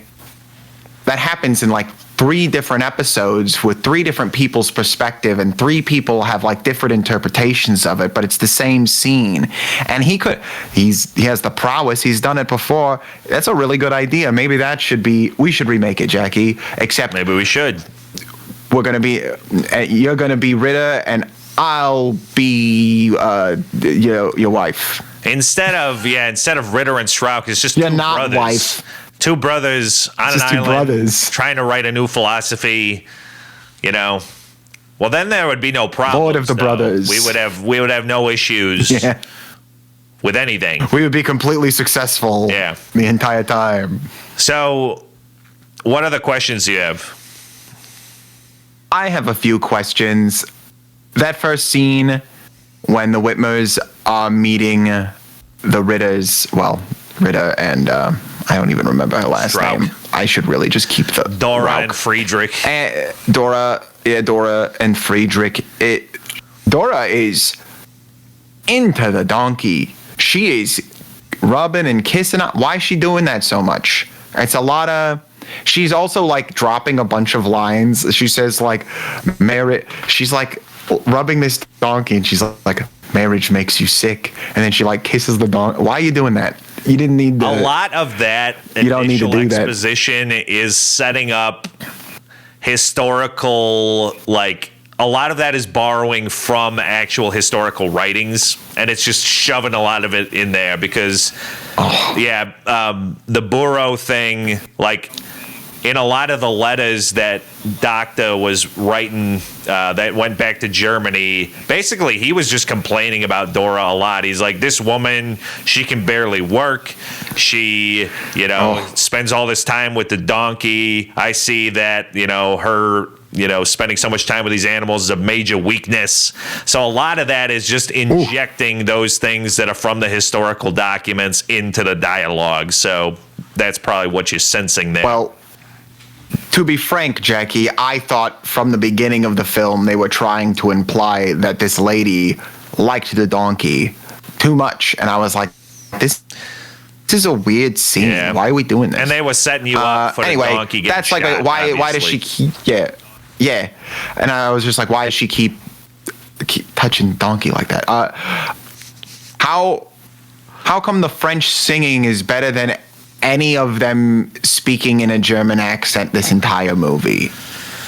How come that happened? Why did you take, I mean, I know we give Anna her stripes for doing the accent probably the best out of everybody who isn't natively she also had the most wiggle room because her accent, the actual Baroness's accent was probably completely different because she just lived in so many European places, so she had a lot of just latitude to kind of do whatever kind of vaguely European thing she wanted to, but she committed to a thing, as we said. Yeah, but this goes back to my point about consistency. There's this scene, she sings one time the whole movie, and everyone else speaks the whole movie, and the singing portion is like, good, we talked about it, it's in tune, it sounds produced, there's all these things. She sounds like she's saying the words correctly. I thought it was weird and jarring that is so... It's like out of place because it's slightly above everything else in its quality, and I just didn't get it. Yeah. At like an hour and 51 minutes, I had to look at the time in the movie. It's like in a couple of seconds. I didn't get the full time, but Margaret goes outside, the door is open, and then she like opens the window to talk back into the house to tell their son to go get Heinz. And it's a makeshift home without fully sealed windows, and you're a foot away from the door that you just walked out of.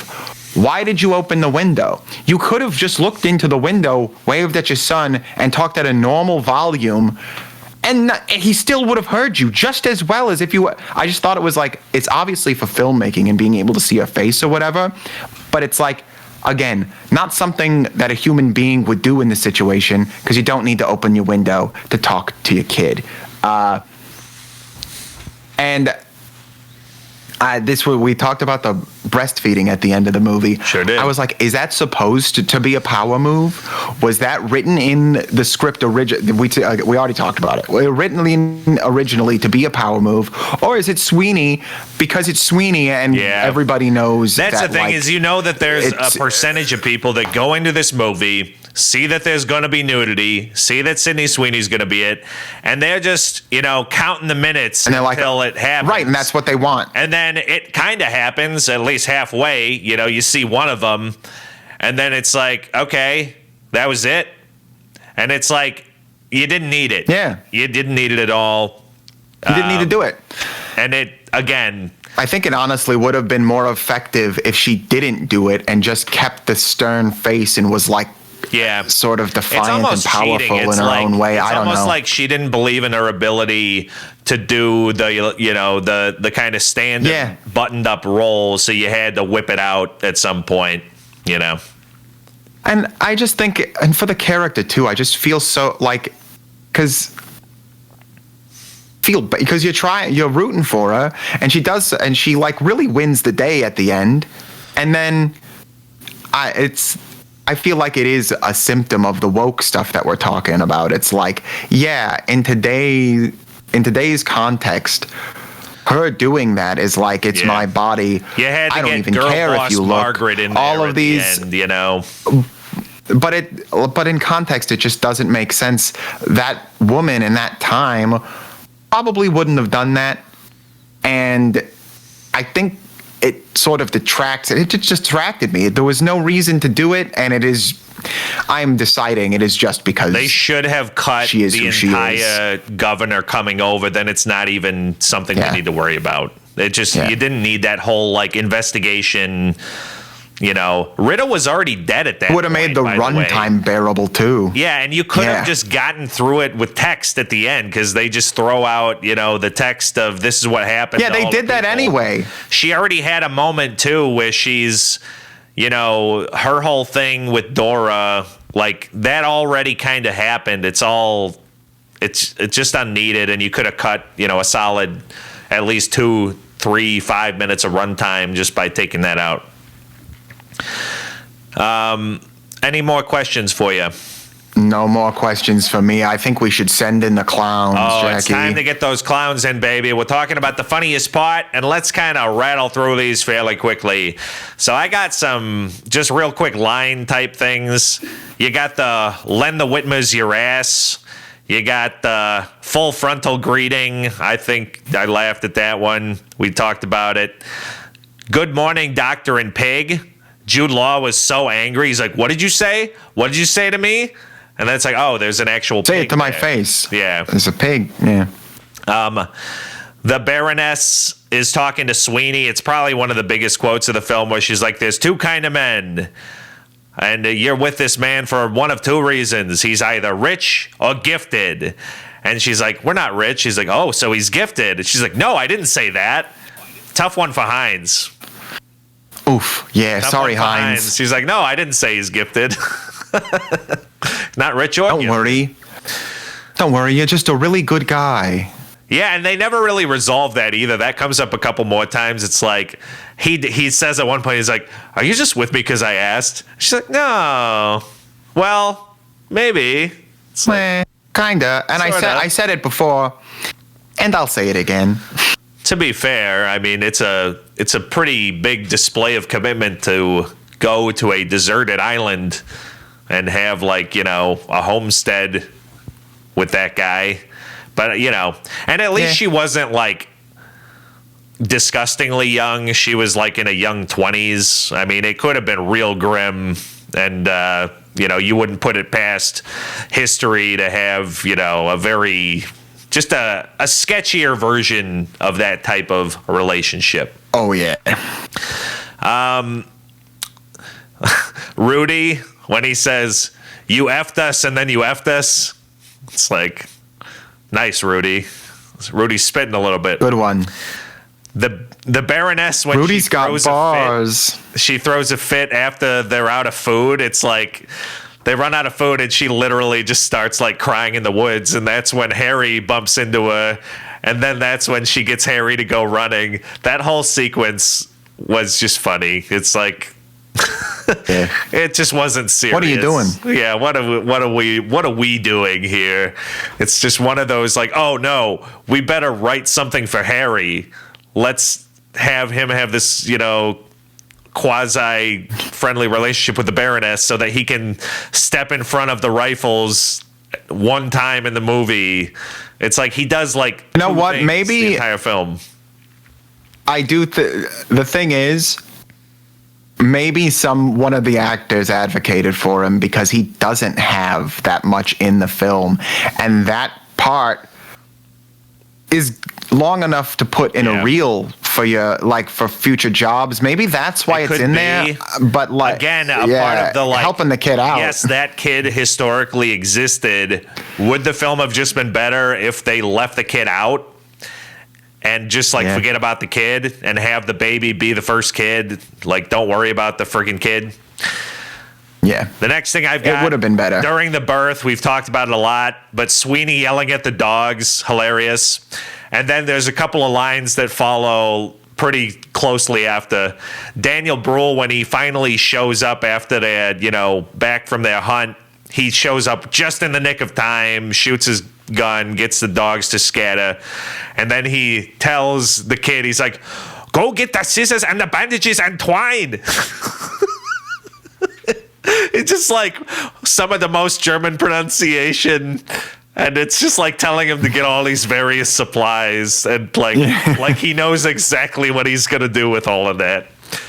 And then when Dr. Ritter finally shows up, he just, he's like, I need hot water and a spoon. It's like, that's all I need.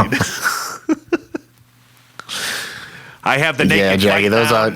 I mean, just to describe what happens in the naked fight, which we've mentioned a lot, but I don't think we've really painted the picture.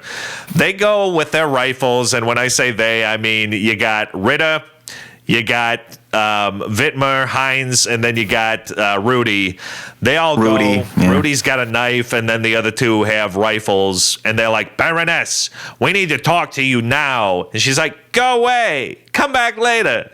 And they're like, no, we need to talk now. And then all of a sudden, with no warning, Robert comes absolutely nude, flying out of the tent, and just immediately starts decking everybody. So the two men with rifles are immediately on the floor. They get completely subdued, and then he goes after Rudy. Rudy stabs him in the hand, and there's like a couple of moments where it's like, oh my God, all of these men with weapons are about to be completely taken out by this naked man who came flailing out of the tent. They do get the upper hand because Jude Law finally gets up off the ground and, is able to help out. Then Robert, Hines lets his military training take over. He has some like PTSD trench stuff happening where he's got the knife and he just like stabs him like a million times in the chest. And honestly, that's a really standout moment for Daniel Brühl. He did really his face after he's so good. See, there's another version of this movie where they dive deeper into his trauma from World War I, but it's like you just have to kind of know that he was in World War I. He has like one line where he's talking about how bad it was in the trenches, and then it's like you just have to like an hour later remember that that must be his World War I stuff coming back. And then of course you got Jude Law shooting Ana de Armas in the head after she immediately tries to pivot and say, oh, thank goodness you got this guy off my hands. You saved me. You can all be part of my hotel. He's been the bad guy. So the naked fight. You're going to love it. You get shares. And then my last Send in the Clowns is... We talked about this, but basically right before Sydney Sweeney whips out a breast in front of the governor, she's like, excuse me, gentlemen. Yeah. Pardon me. It's like okay. We're not done with this interview. I got a lot of similar ones to use. Besides, the baby was fine. It's not like the baby was crying or anything. She just kind of decided that it was time. Like the baby coos once. It's like, oh. And then she's like, oh, I've got you. Don't worry. So I won't repeat the ones that you said. A lot of those are similar to mine. I mentioned this one before, the donkey scene where she keeps touching and kissing the donkey. I'm like, why don't you just stop kissing the donkey? When Rudy is digging in the beach and he hits the rock with the shovel, and then the camera pans up and you see that he's dug like 7 other holes. Yeah. You remember the Shia LaBeouf movie Holes? Of course. I just thought of that and I'm like, oh. I know it shouldn't laugh, but the song like the dig it up those holes, dig it up those holes. Oh, it's like the credit sequence in the Holes movie, and I was like, oh my gosh, is there a salamander in there? And I just couldn't, it was my own head making me laugh, but the multiple hole reveal is what I called that. Yeah. The dog birth I thought was ridiculous and silly. I was like, no way. When the quartet is playing, and Margaret's crying, and then the Baroness grabs some water and is like dabbing it. Was it water or was it alcohol? That was hilarious. I didn't know. Well, it was something. The first time I saw it, I just thought it was funny. Some kind of liquor that she was putting on her eyes. But yeah, I mean that's another. Yeah, that's another hilarious. Reason, another piece of evidence to the Baroness is a sociopath. Like she doesn't feel feelings,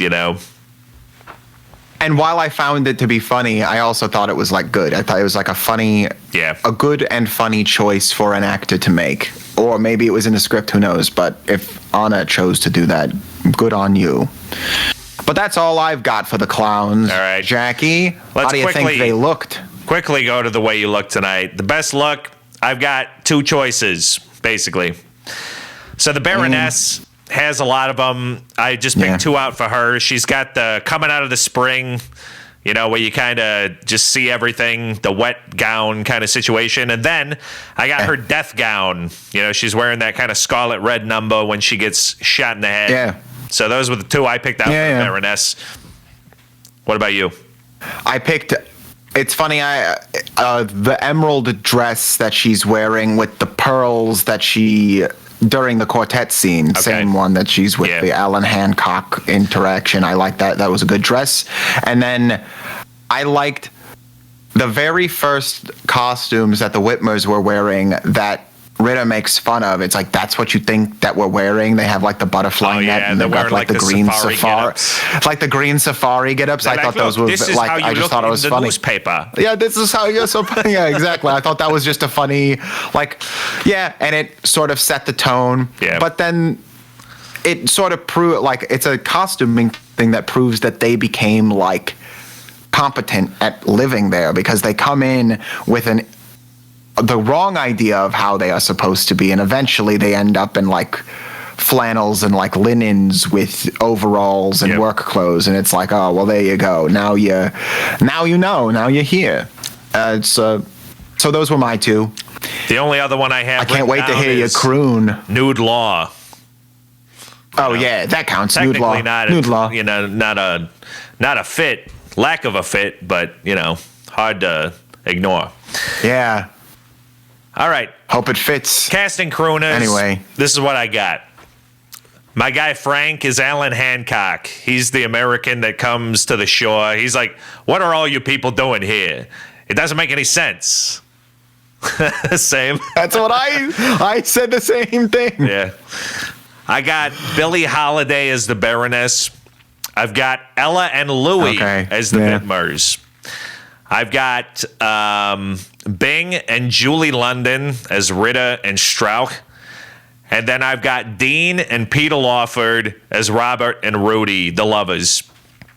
And then finally, I've got Sammy Davis as, one of the boat entertainers playing the string instruments and all of that stuff. Oh, yeah, Jackie. Well, the only one that I didn't cast was Thora Strauch. But that's mainly because I couldn't think of anybody. Yeah, I was just trying to think of someone that was Vanessa Kirby-ish at the end of the day. So I kind of just threw Julie London out there, but it could have been it's a good one. 2 or 3 other people. But it's funny, my Alan Hancock was also Frank.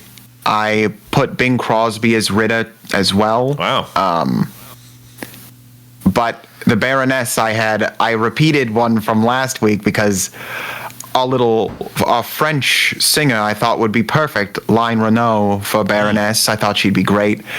Perry Como for Hines. Nice. And Peggy Lee for Margaret, because if you're gonna put a blonde in and have her be pretty with Sydney Sweeney, you might as well do the same thing with a crooner.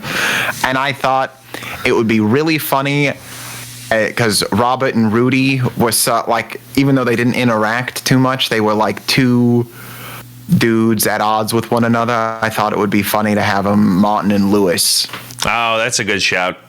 Yeah, that's a good shout. That'd be a fun little, because have Lewis be the cuck. You know what I mean? It'd be a fun little, or switch it on its head. That would work. Dino do it, and the normally more dominant of the personalities be. It would just be an interesting. There's probably literally Martin and Lewis sketches that do exactly what maybe that probably situation would be. So that would work really well. All right, let's go to the best is yet to come. This is the sequel ideas, and I'll just be brief. One of the ones that I have here is just a Baroness prequel, so I don't need to expound on that. But, what was she doing in Europe? Yeah. What happened in Paris? Going to all these European cities, just, and then basically ending with her on a boat to the Galapagos. I sort of imagine it as like a Rasputin biopic. You know what I mean? A very similar sexually exploitative and sort of debauchery, but also goes and brushing shoulders with royalty. Guys. And you also have the situation where she meets Rudy and Robert for the first time, and as I understand, their roles were kind of reversed in Europe, where Rudy kind of had the upper hand because he was more of a businessman. But then obviously when you get to survival mode, those kind of flip because Robert was more physically, able and, physically gifted, as it were. But that's not the main sequel idea I have. My main one is the Baroness and Robert make it to Tahiti. So they actually left for Tahiti. They weren't murdered. And they try to build another hotel. Turns out the only guests that they can get are wild dogs. So it's a crossover with Hotel for Dogs. So you got Don Cheadle coming back, running the Hotel for Dogs, and the new love triangle. So you still got Robert. So the Robert guy's there, but all of a sudden, Robert's kind of in the Rudy position, and Jacob Elordi is now the dominant male in the triangle. Yeah. Yeah. Okay. I like that, Jackie. My sequel, Jackie, I call it Eden Park. Alan Hancock returns, and he decides, instead of a hotel, I'm going to make a theme park here to show off all of the animals. And then people, in the same way, people catch wind of him doing this now, and another Baroness type person, but will maintain the ending, have her actually have passed away, but have another similar character come in and be like, well, I actually want to make this park here. And a similar dynamic of the Doctor and the Baroness, where their egos are clashing. They're both sending different forms of information about who has the upper hand. Eventually it culminates in Alan or the Baroness character, whoever we decide is the more favorable of the two, getting the upper hand over the other one, and either having them sent off island by boat or by other means, Jackie. And then, Galapagos Park or Eden Park, there's some crazy animals that you never knew would be there, and maybe they're dangerous. I like it. So it's like a Jurassic Park, but they're way smaller. Yeah, way smaller Jurassic Park. And the monsters and the dinosaurs are actually the mean thoughts that we had along the way. There you go. All right, let's go to something stupid. So, again, I'll just try to bang through these as quick as possible. So they mention this one time in the film, but don't really talk about it at all. The settlement for Dr. Ritter and Strauch was called Frito. Did you catch that? No. It's a combination of their names, Friedrich and Dora, so they called their settlement Frito. They say it one time in the movie. Ritter had his teeth removed before coming to Floriana, so that was just a choice he made to avoid infection. So that's pretty nuts. That actually happened. Oh. A lot of what I'm saying now I gleaned from the documentary, The Galapagos Affair, which was a 2013 documentary. So it's a lot of secondhand accounts because everybody, basically Margaret Whitmer died in the year 2000. So you get some of the children of the various people involved, but you get a lot of different opinions. You can tell that a lot of stuff is hearsay. There's not a whole lot of firsthand evidence of which way any of this went.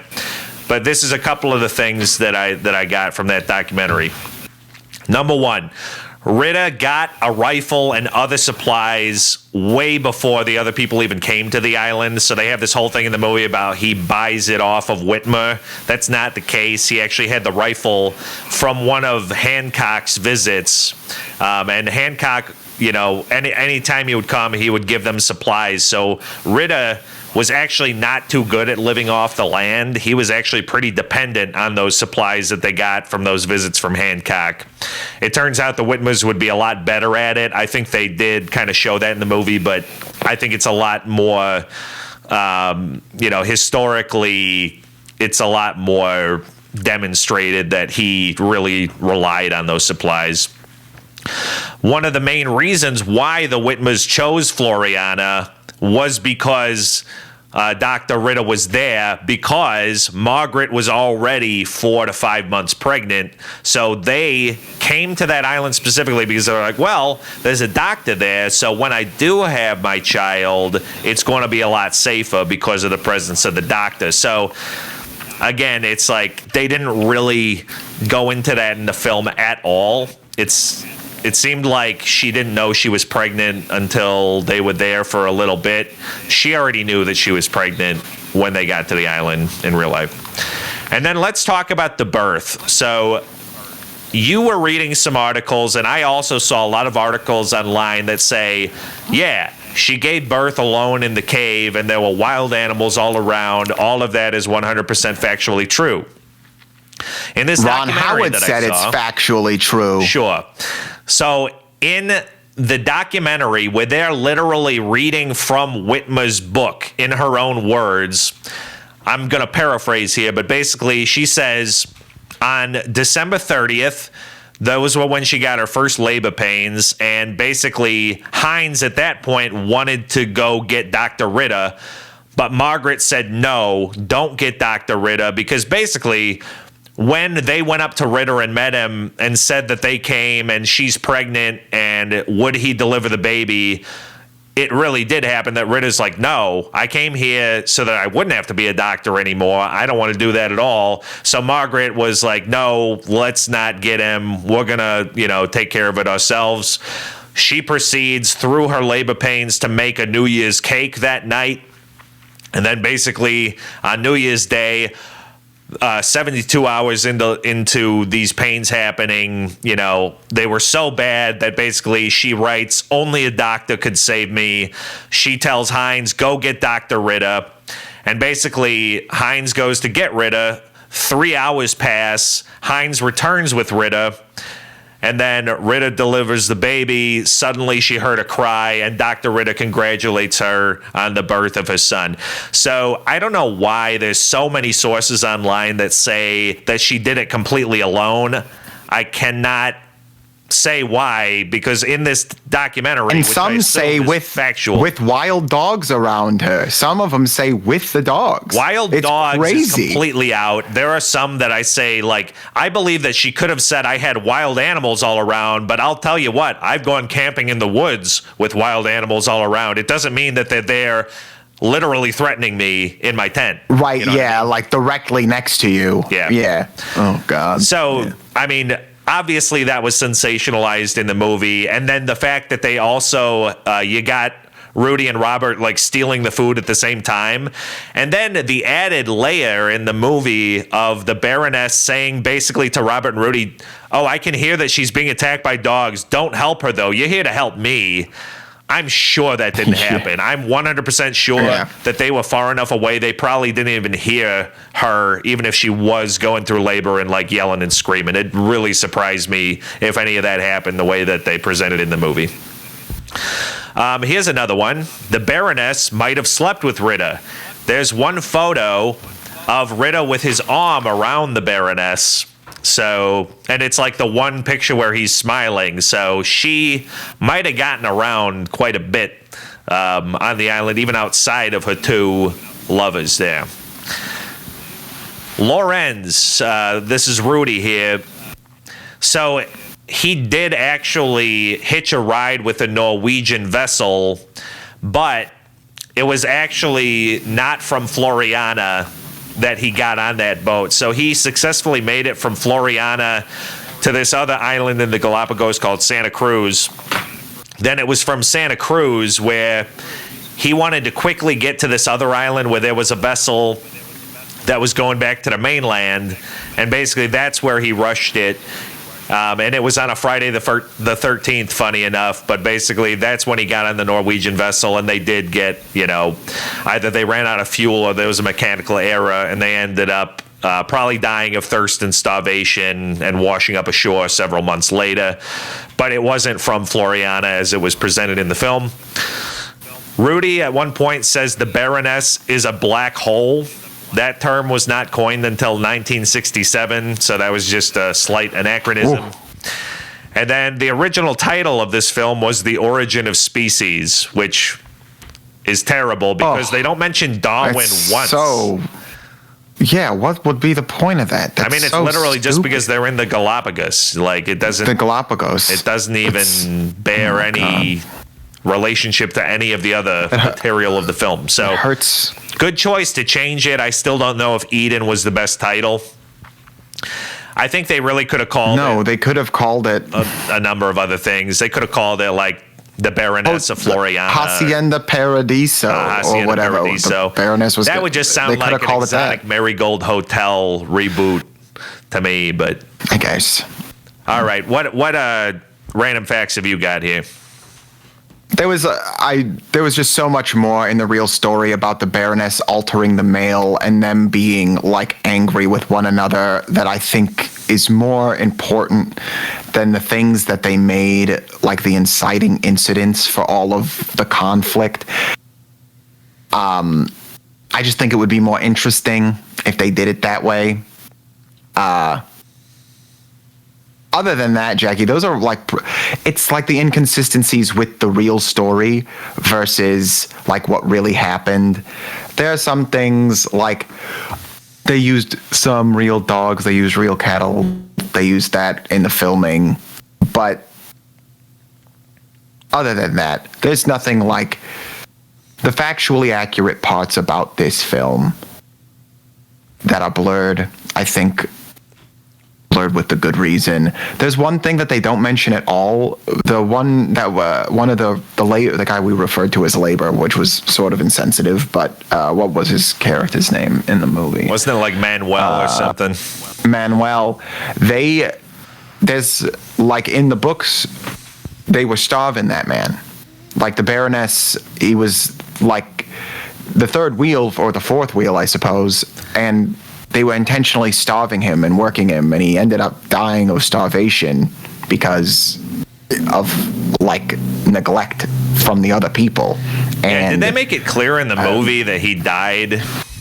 I don't think they even. They just kind of offhand said like they sent a boat for like right, just gonna like go off to Ecuador now. And I think it's just that's another part that I feel like would have been really important for the Baroness's character. It's like they did make her seem evil, but like why wouldn't you show the part where she's starving one of the three dudes that she brought if you're trying to make her or just evil? Leave them out and just like don't have that Leia present. Yeah, because it's a lot simpler or something. I just didn't there are so many like little pieces of the actual story that I do feel like would have just made it more interesting. And I agree with you. You either fully factual or just make it sensational, completely sensational. Throw so much on top of it that it's almost indiscernible. I don't know. It's just they went so middle of the road with it that it's hard to give it any good points. That's my random facts, Jackie. All right, let's go to Some Like It Hot, the hottest take. And you kind of teased yours earlier. Why don't you go ahead and tease it out a little bit more? Yeah, hire German actors if you're doing the German accents. This is pretty much exactly what I wrote. Or do the thing where you pretend everyone has very varied, weird British accents regardless of what European country they're from. Yep. College tries at accents have no place in high-budget films. And again, I said this, I think the Baroness altering the correspondence from Ritter to the papers is a better motivation than the food for them to like incite against one another. It just, those two things are my hottest takes. I know it's like a woke thing to say, to be like, hire a German actor, but like, I would, and we talked about this not on the podcast. I said I would have preferred Christoph Waltz or something like that, even if he's too old to play the role. I just can't I could see a world where, like, 10 years ago, maybe even Christoph Waltz could have done the Jude Law part. He's also but it's just the correct height. Like, there's a lot that I would like about that. I think he is a little bit too old, but I see what you're saying. So for me, it's just. Go ahead. Yeah, no, I was just going to say, for me, my hottest take is that this movie, you should have taken the POV from Margaret and put it on the Baroness.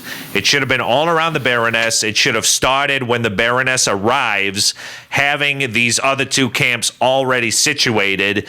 You learn about everything through the Baroness's point of view, and the movie ends when the Baroness... when her story ends. Not only does that solve the problem of it being way too long, it makes it a lot more interesting.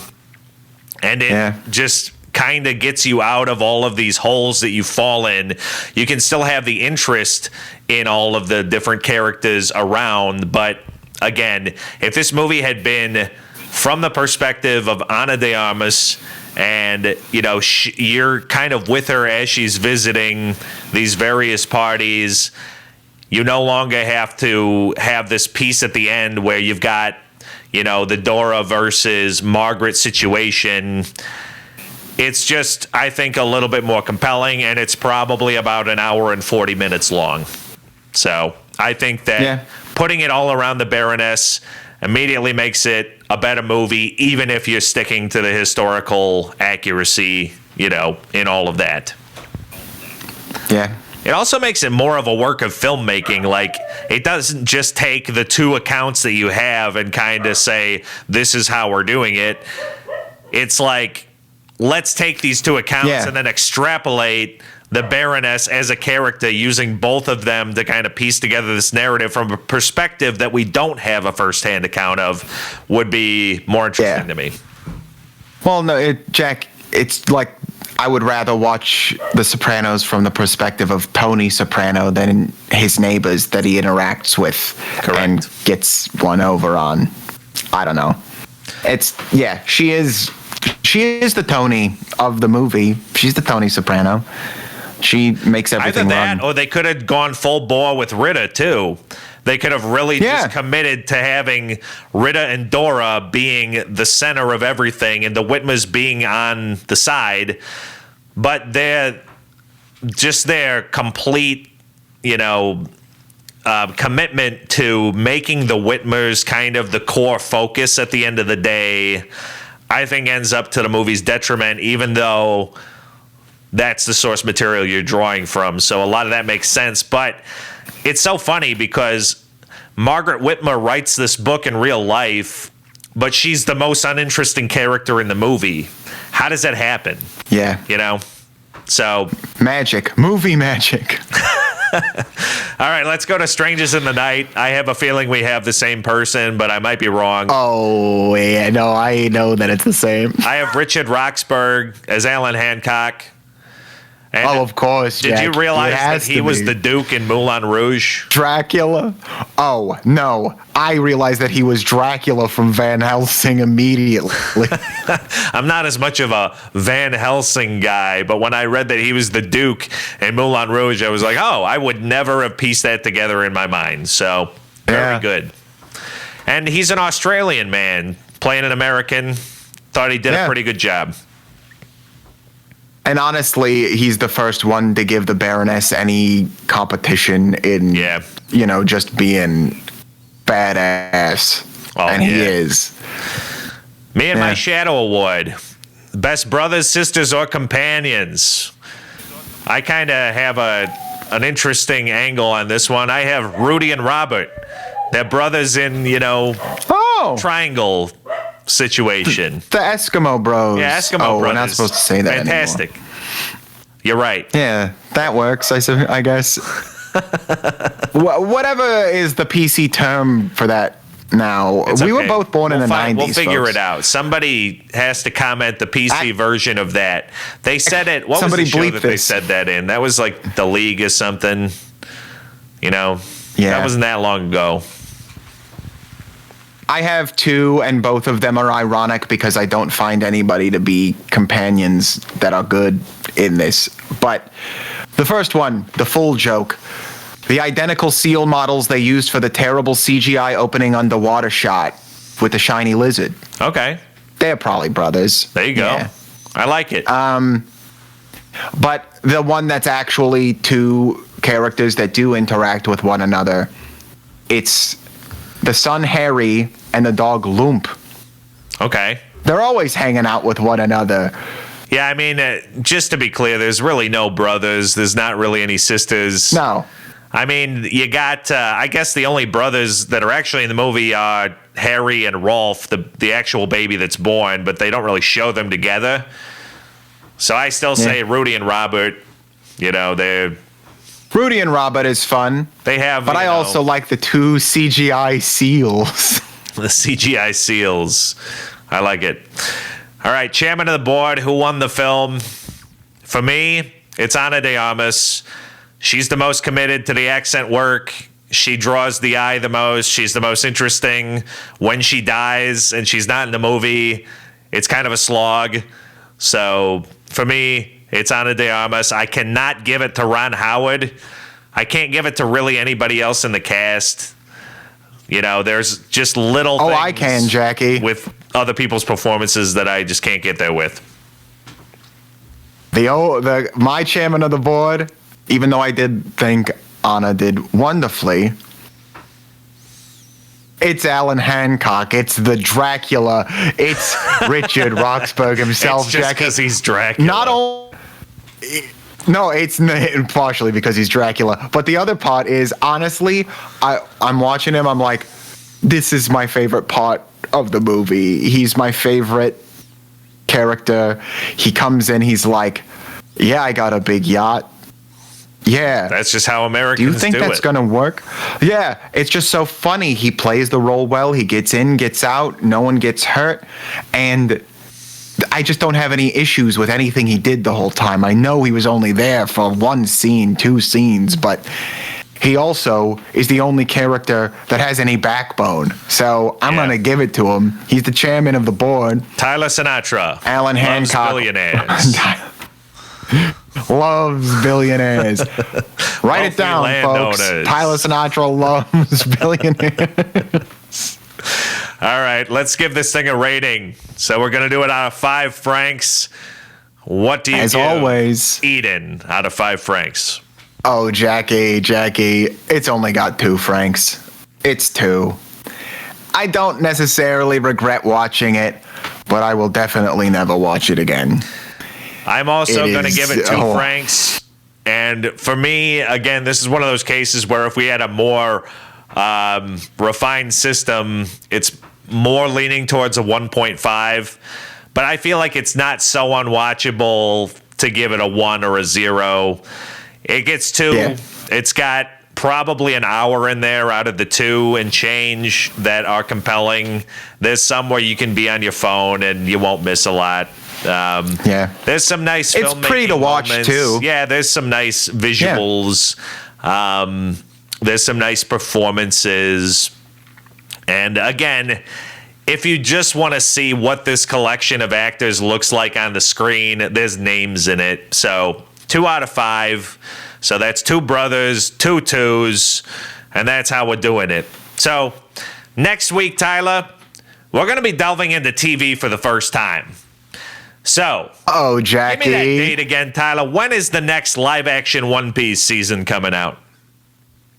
The next season of the live-action One Piece is coming out March 10th, Jackie. So March 10th, the next season, that's season 2 of the live-action One Piece series on Netflix is coming out. So to prepare for that, we're going to be doing a little overview of the first season of the live-action One Piece.